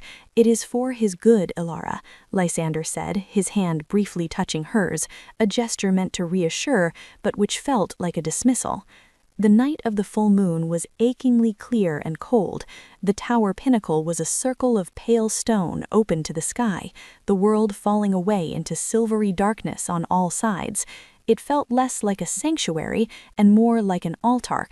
Seraphine had prepared the space with intricate chalk circles and smoldering braziers of incense that smelled of ice and metal. Cale, bundled in furs, was placed in the center of the largest circle. The moonlight fell directly upon him, and his silver eyes and marks seemed to drink it in, glowing with an ethereal, cool light. Seraphine began to chant, her voice rising and falling in that ancient tongue. She moved around him, sprinkling more of her glittering powder. Cale was quiet, watchful, but Ilara didn't like the look in his eyes, a distant, hollow look, as if he were receding somewhere deep inside. His spirit is reaching for the constellations, Seraphine whispered triumphantly to Lysander, who watched with rapt attention. He is communing. But Ilara saw a child growing cold and detached. She stepped forward, unable to bear it. His shivering, it's enough. Do not break the connection, Seraphine hissed, a flash of genuine anger breaking through her calm. This is delicate work. It was then that Leo, who had insisted on coming, tugged on Ilara's sleeve. He pointed subtly to the edge of the tower, where the shadows of the crenellations lay thick. "I saw something move," he whispered, his voice trembling. "Not a guard. Lower, like something crawling." A bolt of pure alarm shot through Alara. She followed his gaze. For a moment, nothing. Then, a patch of shadow detached itself from the rest and flowed, silent and liquid, over the stone. It resolved into a low, sleek form, a wolf, but unlike any she'd seen. Its fur was the color of tarnished shadow, and its eyes reflected no light. It moved with an unnerving, boneless grace, making not for the guards at the stairwell, but directly for the chanting Seraphine and the entranced Kale. Alara didn't think. She screamed, "Lysander!" and threw herself between the shadow creature and the circle. Chaos erupted. The creature let out a silent snarl and leapt. Lysander's roar of fury shook the stones as he shifted mid-stride, his massive black wolf form intercepting the assassin in a clash of fangs and shadow. Guards surged forward. But the attack was a feint. As Lysander battled the shadow wolf, a second, identical creature melted from the shadows on the opposite side of the tower. It had used the distraction. Its target was clear. Kale. Seraphine screamed, fumbling for a pouch at her belt, but she was too slow. Her ritual focus shattered. Alara was already moving. She scooped Kale from the circle, the furs falling away. The moment her hands touched him, breaking the ritual's geometric hold, his distant eyes snapped into focus, terrified focus. His marks blazed, not with moon-fed serenity, but with panic. The shadow wolf was upon them. Alara turned her back, curling her body around Kale, a human shield against a magical assassin. She braced for the impact, for tearing fangs. It never came. A wave of force erupted from Kale, a silent, expanding sphere of pure silver energy. It passed through Alara harmlessly, a warm rush of power, but it hit the shadow wolf like a physical wall. The creature disintegrated, not into gore, but into dissipating smoke and a fading shrill shriek. The energy sphere washed over the entire tower, the braziers snuffed out, the chalk circles smeared into nothingness. Lysander, having just torn the throat from the first assassin, was knocked back to his human form, skidding across the stone. The guards froze, stunned. In the sudden, ringing silence, Kale wailed, a raw, frightened sound, and buried his face in Alara's neck, his glowing marks casting her face in silver relief. She held him, shaking, her own breath coming in ragged gasps. Lysander staggered to his feet, naked, bleeding from claw marks, his eyes wild. He looked from the dissipating shadow smoke to Alara holding his son, and the reality of the trap crashed down on him. The ritual, the isolation, the perfectly timed, coordinated attack that bypassed his guards. It hadn't just been an assassination attempt, it had been a staging, and they had walked right into it. His gaze, burning with fury and a dawning terrible understanding, snapped to Seraphine. She stood amidst the ruins of her own making. The mask of serenity was gone, replaced by the poised stillness of a player whose gambit had been unexpectedly overturned. The attack had failed to kill Kale, but it had succeeded in exposing something far more dangerous lurking within the castle walls. The enemy wasn't just at the gates. She was standing 10 feet away, smelling of ice and metal, with moonlight glinting in her cold, gray eyes. The tower pinnacle became a frozen tableau of accusation and shock. The chilling wind whipped around them, carrying away the last traces of shadow, smoke, and incense. Lysander, heedless of his nakedness and the blood trickling down his chest, stood like an avenging statue, his blue eyes locked on Seraphine. The bond mark on his chest pulsed with a furious, wounded light. Seraphine did not crumble. She drew herself up, the picture of affronted dignity.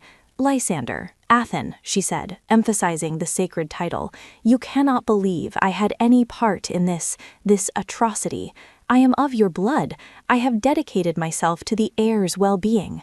"You dedicated yourself to placing him on an open altar under a full moon, miles from any real protection, citing texts you provided." Lysander's voice was a lash. "My guards were neutralized by creatures that moved like shadows, creatures no wolf sensed until it was too late. How is that possible, Seraphine? What magic cloaks so perfectly?" Elara, clutching the sobbing Kale to her chest, felt a cold clarity wash over her. The pieces, once scattered and confusing, snapped together with a dreadful click. Seraphine's timely arrival, her specific esoteric knowledge that always made Elara seem inadequate, her insistence on rituals that isolated Kale, that tested his power, that required her unique presence. She hadn't just been sidelining Elara, she had been studying Kale, probing his defenses, mapping the limits of his power and his bond with the king. The council incident, the tower attack, they weren't setbacks for her, they were data. "You wanted to see what would happen," Elara said, her voice cutting through the wind. It wasn't loud, but it carried the weight of certainty. At the council, when his power spiked, you weren't scared, you were observing. You saw the bond could be stressed. You saw my ma could pull him back. Tonight, you wanted to see if, in a state of heightened communion, he could be taken, or if his power, when threatened, would manifest defensively. You were experimenting on a baby. Seraphine's gray eyes flicked to Elara, and for a fraction of a second, the mask of the gentle cousin vanished, revealing a glint of cold, intellectual hunger. It was gone in an instant, replaced by wounded virtue. "This human's fear has poisoned your mind, my king. I have only ever sought to—" "Seize her," Lysander commanded, his voice leaving no room for debate. Two of his elite guards moved forward. Seraphine did not resist. She held her head high as they took her arms. But as they led her toward the stairs, she looked back over her shoulder, not at Lysander, but at Kale. Her gaze was not one of hatred, but of intense, covetous fascination. "You have no idea what he is, what he could be. You keep a star in a nursery and call it parenting." Then she was gone, escorted down into the bowels of the keep. The aftermath was a whirlwind of grim activity.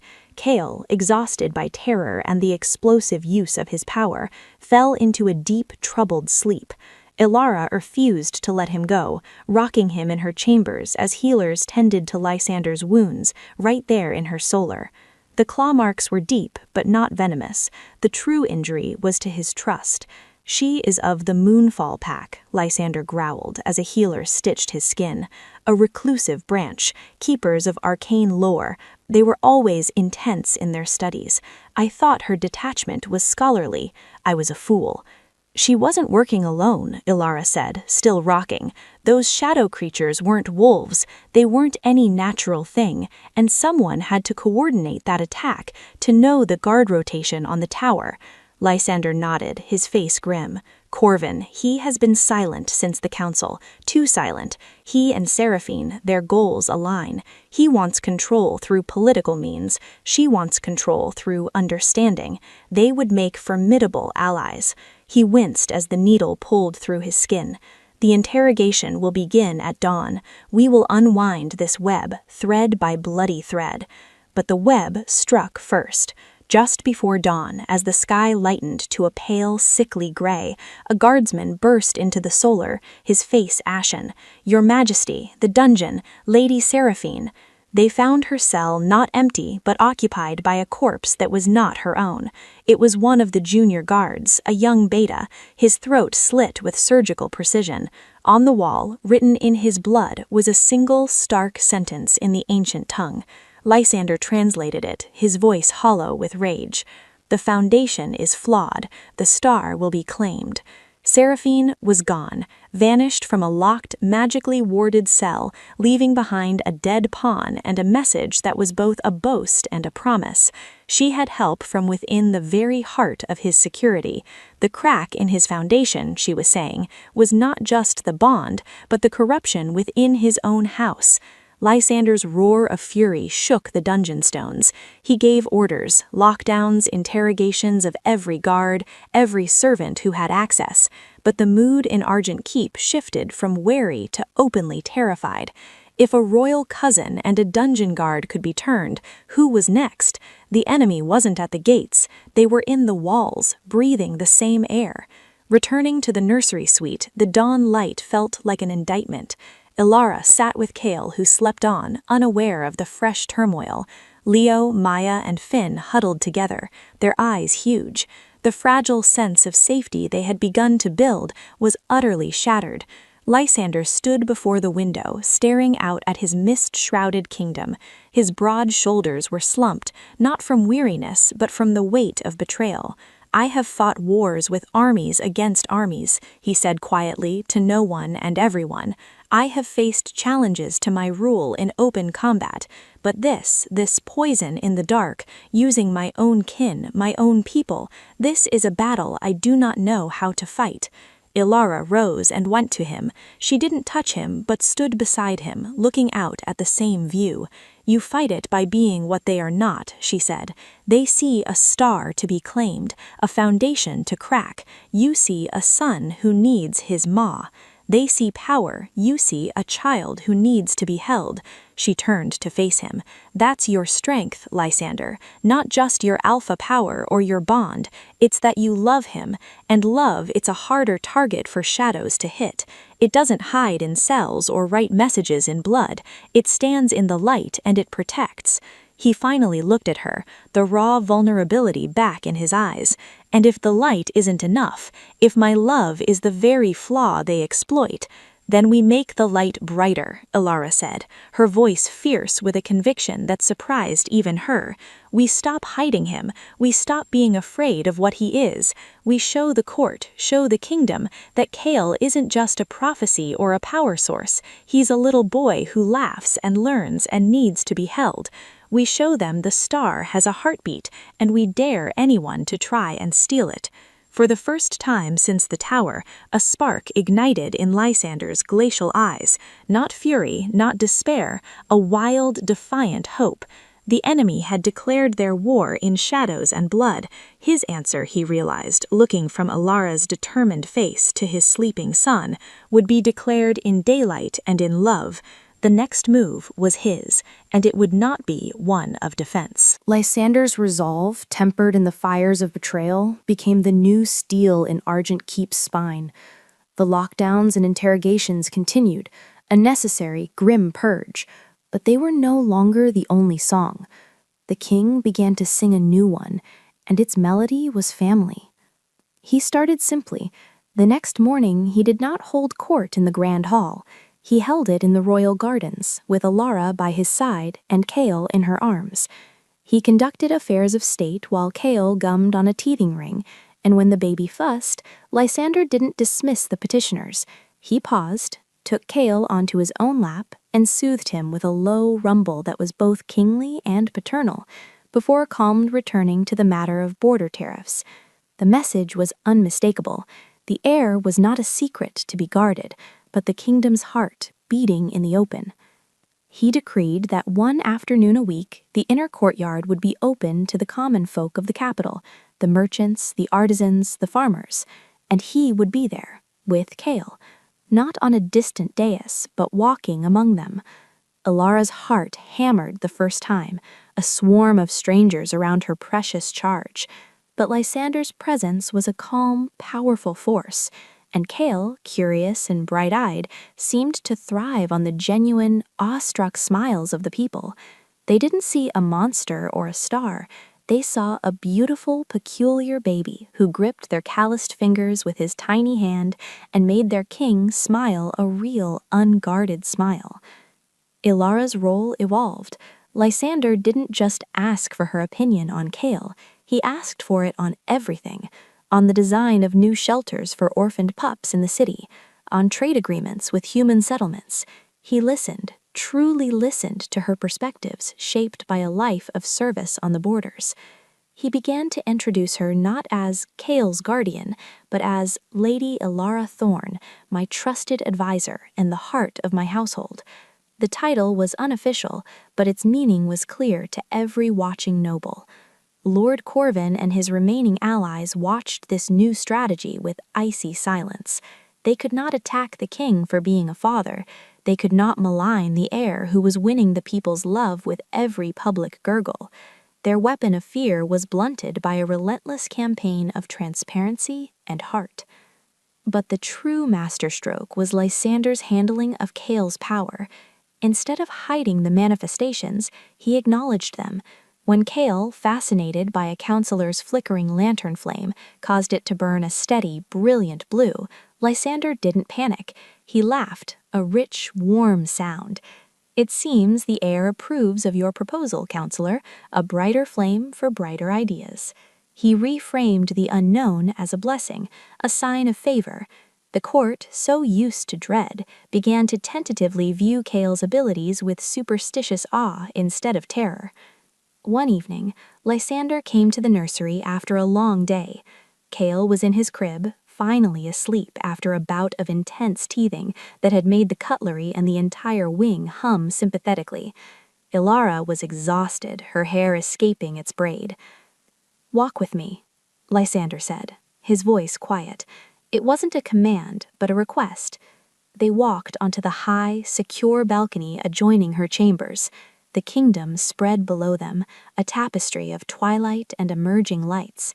The two moons, one silver, one a pale blue, hung in the sky. "When my father died, he left me a kingdom at war with itself. He left me a crown of thorns and a sword too heavy to lift. My only thought for 10 years has been not to break under the weight, to be the unyielding mountain my people needed." He turned to her, his face etched in the moonlight. "You showed me a mountain can have meadows, that strength can have a gentle side. You and Chaol, you didn't just give me a son, you gave me back my soul." Ilara's breath caught. The raw honesty in his words was a gift more precious than any title. "I have lived by duty alone for so long, but what I feel for you, Ilara, it is not duty. It is the most terrifying and wonderful rebellion of my life. You saw the monster in the crib and called him Chaol. You see the monster on the throne and call him Lysander. You are not afraid of my shadows or my scars or my crown." He took a step closer. The air between them crackled not with magic, but with something equally potent. "I cannot offer you a simple life. This path is fraught with danger, more than ever.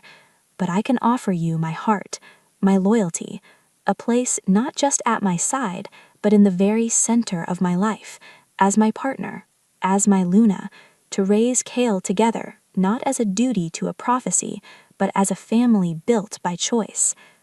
The world narrowed to the sound of the wind, the distant lights of the city, and the profound hope in his glacier blue eyes.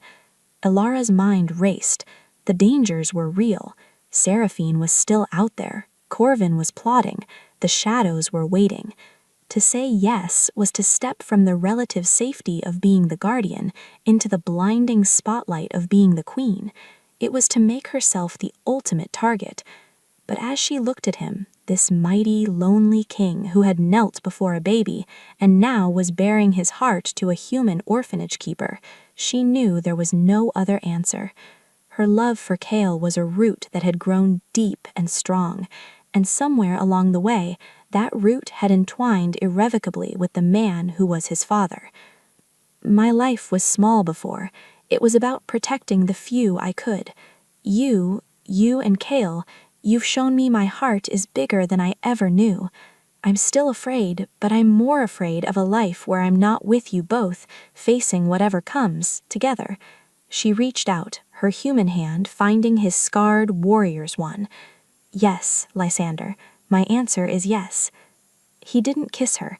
He rested his forehead against hers, a profound union, of breaths mingling, of futures aligning.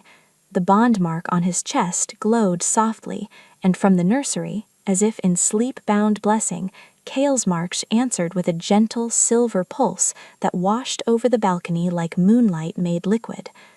The betrothal was announced at the next full moon gathering, not with a stuffy decree, but with Lysander standing before his entire court, Chaol in one arm, his other hand firmly holding Ilara's. "You have witnessed the return of the firstborn. Now witness the making of his family.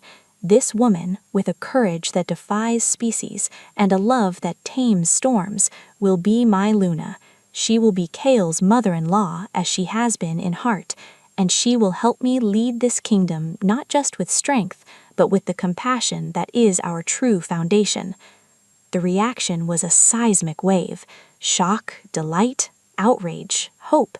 It rippled through the crowd. Lord Corvin's face was a mask of stone, but his eyes burned with a cold, thwarted fire.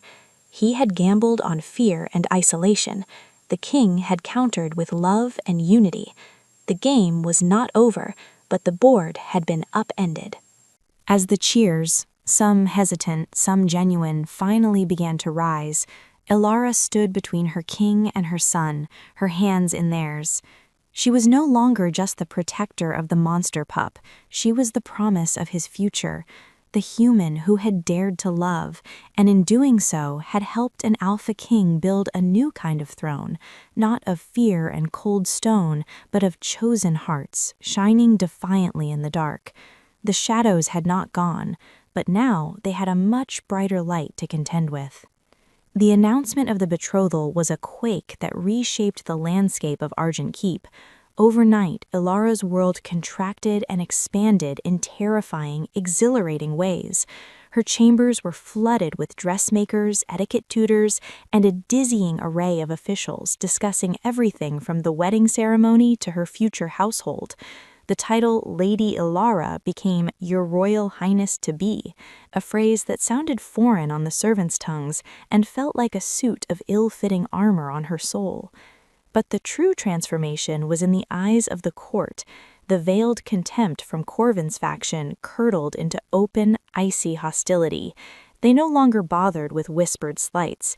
Now they simply turned their backs when she entered a room, or offered bows so shallow they were insults. Their message was clear. A human could never be their Luna. Their resistance had crystallized. Yet, for every cold shoulder, there was a new tentative ally.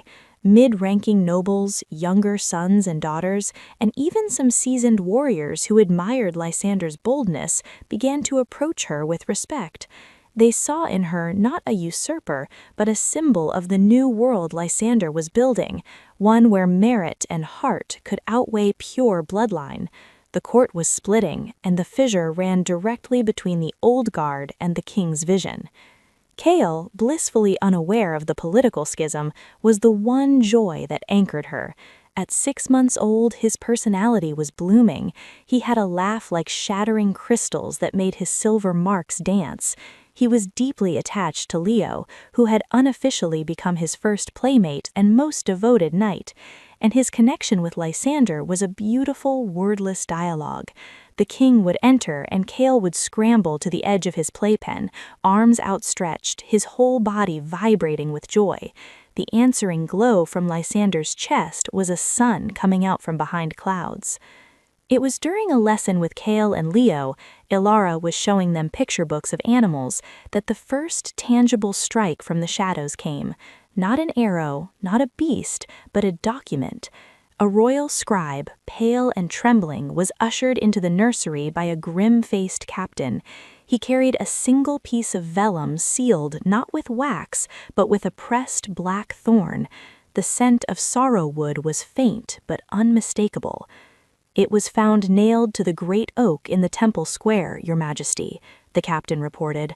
By dawn, copies were appearing all over the lower city. Lysander took it, broke the thorn seal and read. His face, which had been softening in the nursery's warmth, hardened back into the granite mask of the warrior king. He handed it to Elara without a word. The script was the same elegant, spidery hand as the arrow message, but this was no cryptic taunt. It was a legal petition, horrifying in its cold precision. It cited ancient, nearly forgotten laws of lineage and purity. It argued that the bond between Alpha King and Firstborn, while sacred, did not automatically confer legitimacy upon a human consort. It demanded a Luna's trial, a series of 3 traditional challenges meant to test a prospective queen's strength, wisdom, and worthiness to stand beside a werewolf king. The petition was signed, not by Corvin, but by a coalition of 8 ancient, high-blooded houses. They were using tradition itself as their weapon. "They can't do this," Elara whispered, the vellum shaking in her hands. "You are the king. You've chosen." "I am," Lysander growled, "but these laws, they are older than the kingdom. They were created in a time of chaos to prevent weak alliances. To deny the trial would be to proclaim myself above the very traditions that give the throne its legitimacy. It would give Corvin and his ilk the perfect excuse to name me a tyrant, to rally the traditionalists to open rebellion." He slammed a fist on the table, making the picture books jump. "This is their move. They force me to either expose you to danger in the trials or undermine my own rule by refusing." The Luna trial was a barbaric relic. The challenges were vague, left to the discretion of the High Council, a council currently dominated by Corvin's allies. It could be anything from a feat of physical endurance impossible for a human, to a riddle of wolfish lore she could never know, to a test requiring the use of a power she did not possess. "Then I'll do it," Elara said, the words leaving her mouth before the fear could stop them. Both Lysander and Leo stared at her. "Elara, no," Lysander said, his voice strained. "They will design challenges you can possibly win. The point is not for you to succeed. It is for you to fail publicly, to prove you are unworthy. It could be lethal.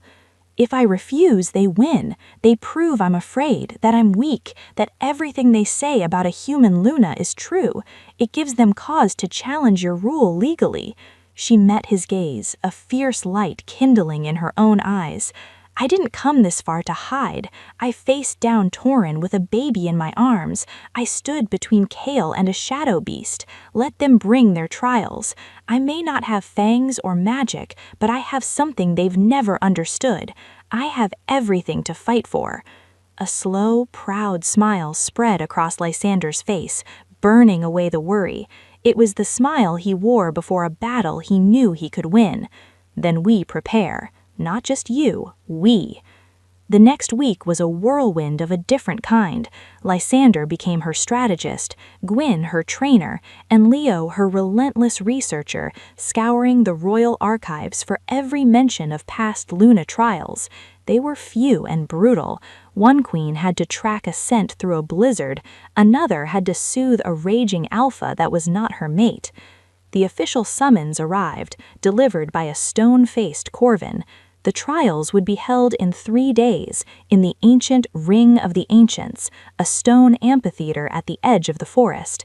The nature of the challenges would be revealed only as they commenced, for the purity of the test, Corvin said, his flinty eyes gleaming with cruel anticipation. The night before the first trial, fear was a cold knot in Elara's stomach. She stood on the balcony, the 2 moons bathing her in cold light. Lysander found her there. He didn't offer empty comfort. He stood beside her, shoulder to shoulder, sharing the silence. "Remember the first night," he said finally, his voice a low rumble in the dark. "You opened a door to a dying stranger because you saw a child in need. You didn't think, you acted. That instinct, that courage that comes not from power but from love, that is what they cannot prepare for. That is what will be your strength tomorrow." He turned to her, taking both her hands in his. The bond mark on his chest glowed steadily, a promise. "No matter what happens in that ring, Elara Torn, you are already my queen, Kale's mother, my heart's choice. Let the world see what I see." The next morning, dressed in simple, sturdy clothes, her hair braided tightly back, Elara walked with Lysander and a contingent of his most loyal guards to the Ring of the Ancients. The air was thick with the scent of pine and damp earth, and the murmurs of a massive crowd. Nobles, commoners, all gathered to witness the spectacle. In a private booth overlooking the stone circle, Gwyn held Kale, whose silver eyes were wide, his little hand reaching out toward his mother. In the center of the ring stood Lord Corvin and the Council of 8. Corvin's smile was thin and sharp as a blade. "The first trial," his voice echoed in the hushed amphitheater, "is the trial of insight. The Luna must see truth through deception. She must identify from among 10 identical vessels the one that contains the waters of clarity, while the others hold poison. He gestured to a stone table where 10 plain clay cups stood in a row. A test of perception, of inner sight. It was a cruel, elegant trap. A human's senses were dull. She had no wolf's nose to smell the difference, no mystical sense to feel the truth. They expected her to guess, to fail, to possibly drink poison. Ilara walked to the table, her heart a frantic bird in her chest. She looked at the cups, all identical. She closed her eyes, seeking the calm she found when singing to Kale. She thought not of poison or water, but of her son, of his trusting gaze, of the pure, clear love that had guided her every step since she found him. And then she felt it, a faint, familiar pull, a gentle silver warmth that had nothing to do with her senses. She opened her eyes and looked up, not at the cups, but at the booth, at Kale. He was staring at the table, his brow furrowed in concentration. The marks on his arm, the one closest to her, were glowing with a soft, steady light. As her eyes scanned the cups, his glow flickered slightly when she looked at the 7th one. It steadied, grew a fraction brighter. He was helping her, not with a storm, not with a blast of power, but with the quiet, guiding connection they had always shared. He was her insight. Without hesitation, Ilara reached out and picked up the 7th cup. She raised it to her lips, her eyes locked on Corvin's. She took a sip. It was water, cool and sweet. A roar of astonishment and applause erupted from the crowd. Corvin's smile vanished, replaced with a flash of stunned fury. He hadn't accounted for the bond between mother and child, a bond that operated on a frequency far older and deeper than any wolfish law. Ilara lowered the cup, the taste of victory and clear water on her tongue. She looked at Lysander, who was staring at her with fierce, glowing pride, and then at Kale, who gave a happy, gummy smile. One trial down. The Shadow's gambit had failed its first strike, but as the crowd's cheers washed over her, Ilara knew the next challenges would be harder. The enemies in the light were just getting started.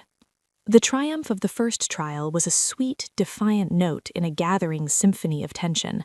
The crowd's cheers for Ilara were genuine, a wave of support from the common folk who saw in her a reflection of their own struggles against the rigid hierarchies of the old blood. But in the nobles' stands, the silence from Corvin's faction was louder than any boo. Back in the sanctuary of her chambers, the adrenaline bled away, leaving Ilara trembling. Kale, seemingly exhausted from his subtle guidance, slept deeply. Lysander dismissed the attendants and drew her to a seat by the fire, holding her hands between his own, his warmth seeping into her cold fingers. "You were magnificent," he murmured, his thumb stroking her knuckles. "But he helped you." It wasn't an accusation, it was an odd observation. I felt him, just a nudge, a certainty. It was like when he calms for my song, but in reverse. He was speaking to me without words. Lysander's expression grew thoughtful, the firelight carving deep shadows into his face. The bond between Aethan and Firstborn is of power and legacy, but this between you and him is something else. It's primal. It's the first language before prophecies or thrones. It's the language of a child and his mother. He looked at me, his blue eyes intense. They will have anticipated this. The next trial will be designed to sever that connection, to isolate you. He was right. The summons for the second trial arrived at dawn. It was to take place at noon in the Whispering Grove, a sacred stand of ancient sentient trees within the royal forest. The nature of the trial was cryptically stated. The trial of the pack heart. The Luna must prove her understanding of the wolf's soul, beyond the touch of a child. The phrasing was a deliberate slap.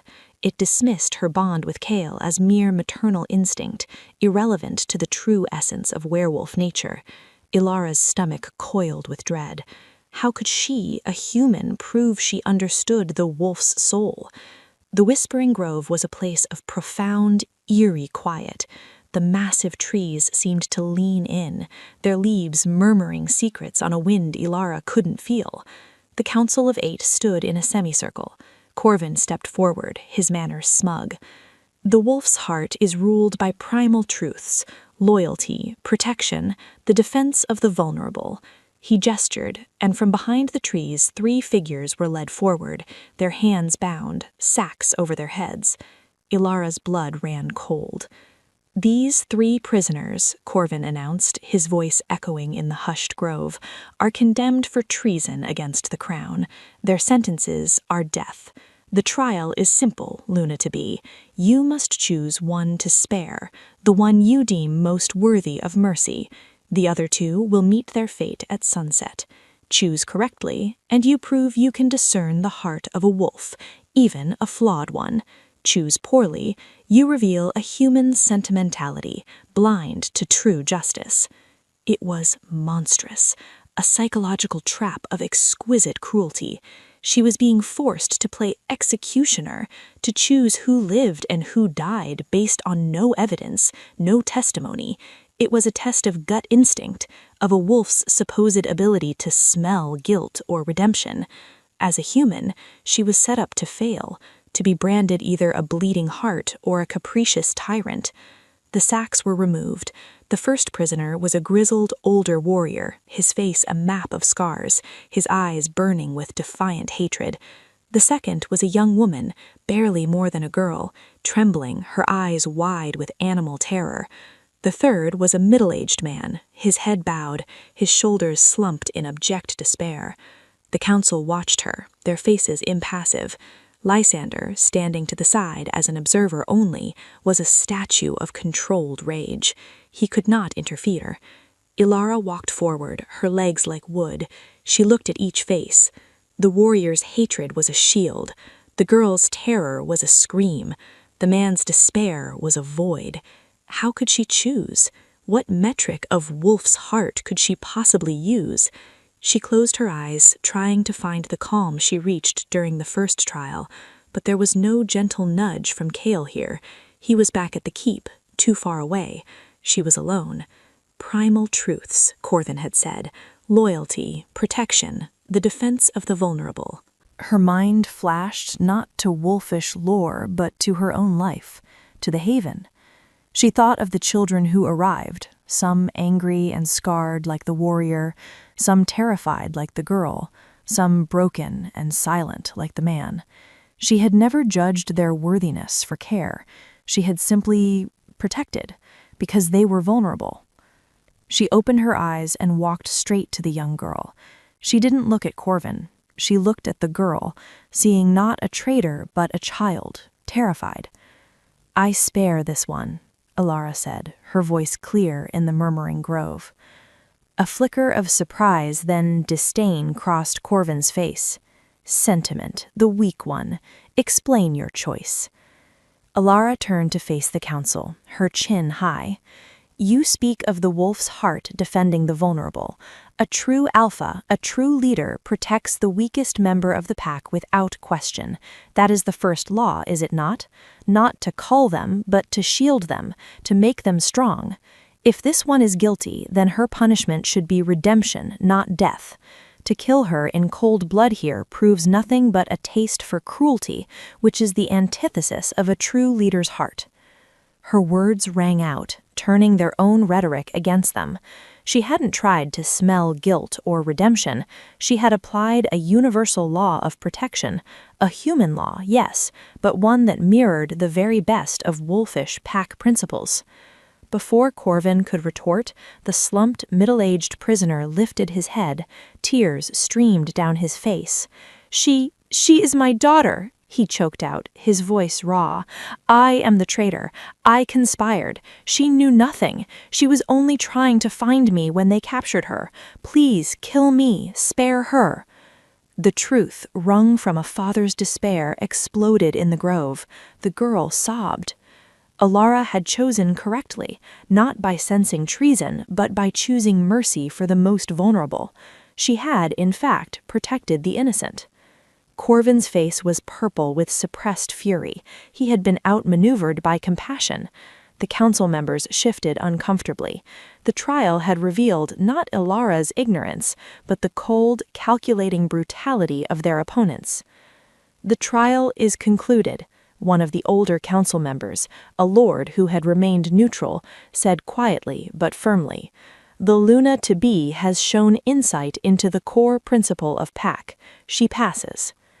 As the guards led the weeping father away and unbound the sobbing girl, Ilara felt no triumph, only a sick, hollow relief. She had won, but the cost was a glimpse into the abyss of their politics. They would use lives as chess pieces without a second thought. Lysander was at her side in an instant, his hand on the small of her back, a solid, grounding presence. "You saw the heart of it," he murmured into her ear, his voice thick with emotion. "Not the wolf's heart, the heart. You saw what they have all forgotten." That night, as a cold rain began to fall, mirroring the gloom in Ilara's soul, a sealed note was slipped under her door. It was on plain parchment, unsigned. It contained only 3 words. "The third is death." It was no longer a trial, it was a death sentence. The final challenge would not be designed for her to fail, it would be designed for her to die. The shadows had run out of subtlety, the mask was off. The wolf's heart had been tested, and now the enemy was coming for hers with naked, final intent. The real battle for her life and for the future of the throne would be fought tomorrow. The unsigned note lay on the table like a dead thing, its 3 words screaming in the silent room. "The third is death." Ilara stared at it, the hollow victory from the grove turning to ice in her veins. This was no longer a test of worthiness, it was an execution warrant. Lysander's reaction was volcanic. He wanted to call off the trials, to disband the council, to march on Corvin's estate with his entire guard. "I will not deliver you to slaughter for the sake of tradition," he roared, the alpha power in his voice making the crystal gulpits shiver. "I know, but if you do that, you prove their point," Ilara said, her voice unnervingly calm. She felt detached, as if she were watching this happen to someone else. "You prove a human Luna makes you irrational, a tyrant who tramples the old ways. It gives them the righteous cause they need for open rebellion. The kingdom would fracture, Lysander, and in the chaos, what would happen to Kale?" The mention of their son was the only thing that could quell the storm in him. He slumped into a chair, his head in his hands. "Then what? I am to send you into a pit with a smiling assassin? To watch?"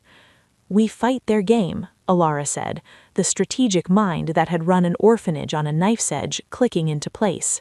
"But we change the rules. They've announced the trial will be the trial of the crown, a test of a ruler's mettle in the face of overwhelming force. It will be combat.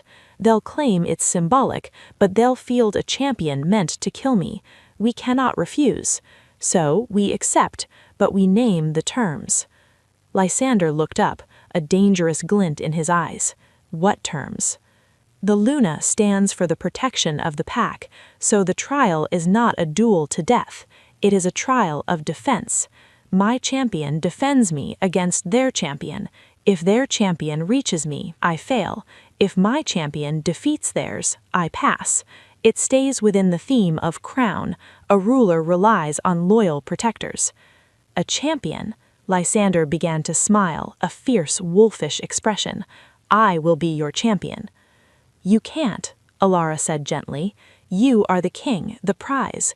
It would be seen as you fighting your own battle, not me proving my worth to command loyalty.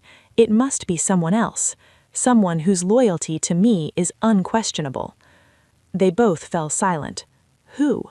Gwyn was loyal, but a beta against a battle-hardened alpha champion would be a death sentence. The royal guards were loyal to the king, not specifically to her. A quiet voice spoke from the doorway. "I will do it." Weo stood there, having overheard everything. His 12-year-old frame was trembling, but his eyes were steady, blazing with a conviction that belied his age. "I am loyal to her, to Ilara. She saved me. She saved Kale. She's my family." "Leo, no," Alara started, her heart breaking. "He's a child," Lysander growled. "I am a wolf," Leo shot back, his voice cracking with passion. "I am not a strong one, not yet, but they will not expect me. Their champion will be an alpha expecting another alpha, or at least a warrior. They will underestimate me, and I would die for her. That is the loyalty of the pack, isn't it? The weakest defending the heart?" He threw Alara's own words from the grove back at her. Lysander studied the boy, seeing not a child but the raw material of a formidable man. He saw the same stubborn, selfless courage that had drawn Lysander to Alara. "He's right about one thing," the king said slowly. "They will underestimate him. It is a gamble of terrible odds, but it is a gambit they will not foresee." The plan was insane, but it was the only move on a board rigged against them. The final trial was held in the great arena of Argent Keep, under a sky the color of lead. The stands were packed to bursting, a sea of anxious, eager faces. The air thrummed with bloodlust and morbid curiosity. Alara stood in a designated circle of white stones at the arena's center, dressed in a simple gray gown, a stark contrast to the spectacle. Lord Corvin announced the modified terms, his mouth a tight line of displeasure at the alteration, but he could not refuse without looking afraid. So be it, the trial of the crown, a test of the Luna's command of loyalty and defense. He gestured, and from the opposite gate his champion emerged. It was Brutus, a mountain of an alpha from Corvin's personal guard. He wore minimal armor, his muscles coiled like steel springs, his eyes glowing with savage amber light. He carried a massive spiked club. A low, approving rumble came from Corvin's supporters. Then, from the gate behind Alara, her champion walked out. A collective, disbelieving gasp swept the arena, then laughter. Mocking, cruel laughter. It was a boy, a skinny, serious-faced boy with a practice sword that looked like a toy in his hands. Brutus threw back his head and laughed, a booming, ugly sound. "This is your shield, human? A pup still wet behind the ears? I will not even need the club." Leo walked to a point halfway between Alara and Brutus. He did not look at the giant. He looked at Alara and gave a single, firm nod. Then he set his feet, raising his practice sword. Corvin gave the signal. Brutus charged with a roar, not with strategy, but with contemptuous, overwhelming force, intending to swat the boy aside like a fly and then stride to Alara. Leo did not move to meet him. He dropped his sword. The crowd gasped again. Was he surrendering? Then, as Brutus was mere feet away, Leo did the only thing he could. He shifted. His shift was not the controlled, powerful transformation of an adult. It was a messy, painful-looking explosion of limbs and fur, leaving a scrawny, adolescent wolf with oversized paws and frightened eyes. He was not a threat. He was a pathetic, trembling pup. Brutus, mid-charge, hesitated for a split second, thrown by the sheer absurdity. That split second was all Lysander needed.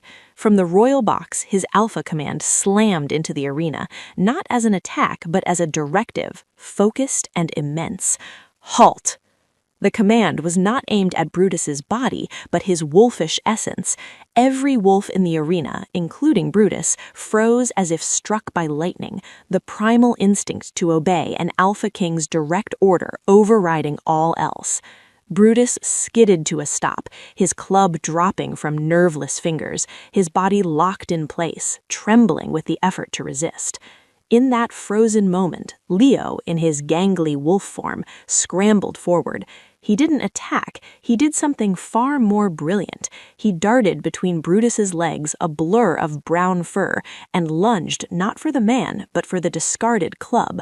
With a strength born of pure desperation, he clamped his jaws on the leather grip and with a frantic tug dragged the massive weapon back across the sand, away from Brutus, toward Alara's circle. The spectacle was so unexpected, so utterly outside the bounds of honorable combat, that for a moment no one moved. Then the crowd erupted, not in cheers, but in howls of outrage and peals of incredulous laughter. Lysander released his command. Brutus stumbled, free from the compulsion, humiliation burning hotter than any battle fury on his face. He looked at his empty hands, at the boy wolf now dropping his club at the edge of Alara's white circle, panting heavily. "The champion is disarmed," Lysander's voice boomed, leveraging the chaos. "By the modified terms of the trial, the Luna's champion has successfully defended her circle by neutralizing the threat. The trial of the crown is concluded." Corvin was on his feet, screaming about trickery, about dishonor. But the damage was done. The crowd was divided, buzzing with the insane story they would tell for generations. The human Luna hadn't fielded a warrior, she'd fielded a child whose loyalty was so absolute he'd turned the trial into a farce, exposing the brute force approach of her enemies as clumsy and stupid. She had defended her crown not with strength, but with cunning and the unbreakable loyalty of the most unexpected heart. In the center of the arena, Brutus, humiliated beyond bearing, let out a roar of pure rage. Shame overrode all reason. Forgetting the trial, forgetting the king, he shifted into his own massive wolf form and lunged for Alara in her circle, fangs bared for the kill. It was the final, naked truth of their intent. But he never reached her. A silver blur shot from the royal box. It was Lysander, moving faster than sight, a black wolf with eyes of glacial fire. He intercepted Brutus mid-leap. The clash was brief, brutal, and utterly one-sided. Lysander's jaws closed on the other wolf's throat with a sound that silenced the arena. He did not kill him, he held him, suspended, a growl vibrating the very air, a display of absolute dominance. He shifted back to his human form, holding the now shifted, choking Brutus by the neck. He looked up at Corvin's box. "This," he roared, his voice echoing with final, kingly judgment. "This is the true trial failed, not by my Luna, but by you. You sought to murder under the guise of tradition. You are corrupt. You are a poison in this kingdom's heart." He threw Brutus to the sand like garbage. "Lord Corvin and all who stand with him in this treason are hereby stripped of titles and lands. You are exiled from Viridia. By sunset, or you will share this traitor's fate." The verdict was absolute. The gambit was over. The shadows had been dragged into the light and banished. As guards moved to seize the sputtering Corvin, Alara walked out of her circle. She went first to Leo, who had shifted back, pale and shaking. She hugged him tightly, her thank you lost in his hair.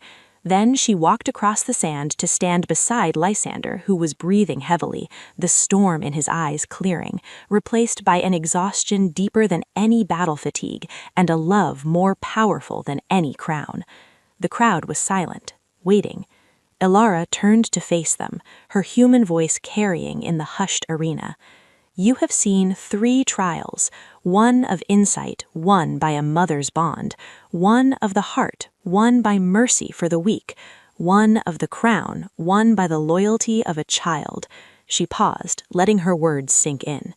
"This is the pack I will help build, not one of fear and perfect strength, but one where every bond, every act of courage, and every loyal heart has value. This is the only crown I want." She took Lysander's hand, and together they turned their backs on the arena, walking away from the sand and the shadows toward the archway where Gwyn waited with Kale. His baby reached for them, his silver eyes bright, his marks glowing with a soft, steady light, as if approving the new world his human mother and wolf king father had just fought to create. The trials were over. The real work of building that kingdom of chosen hearts was just beginning.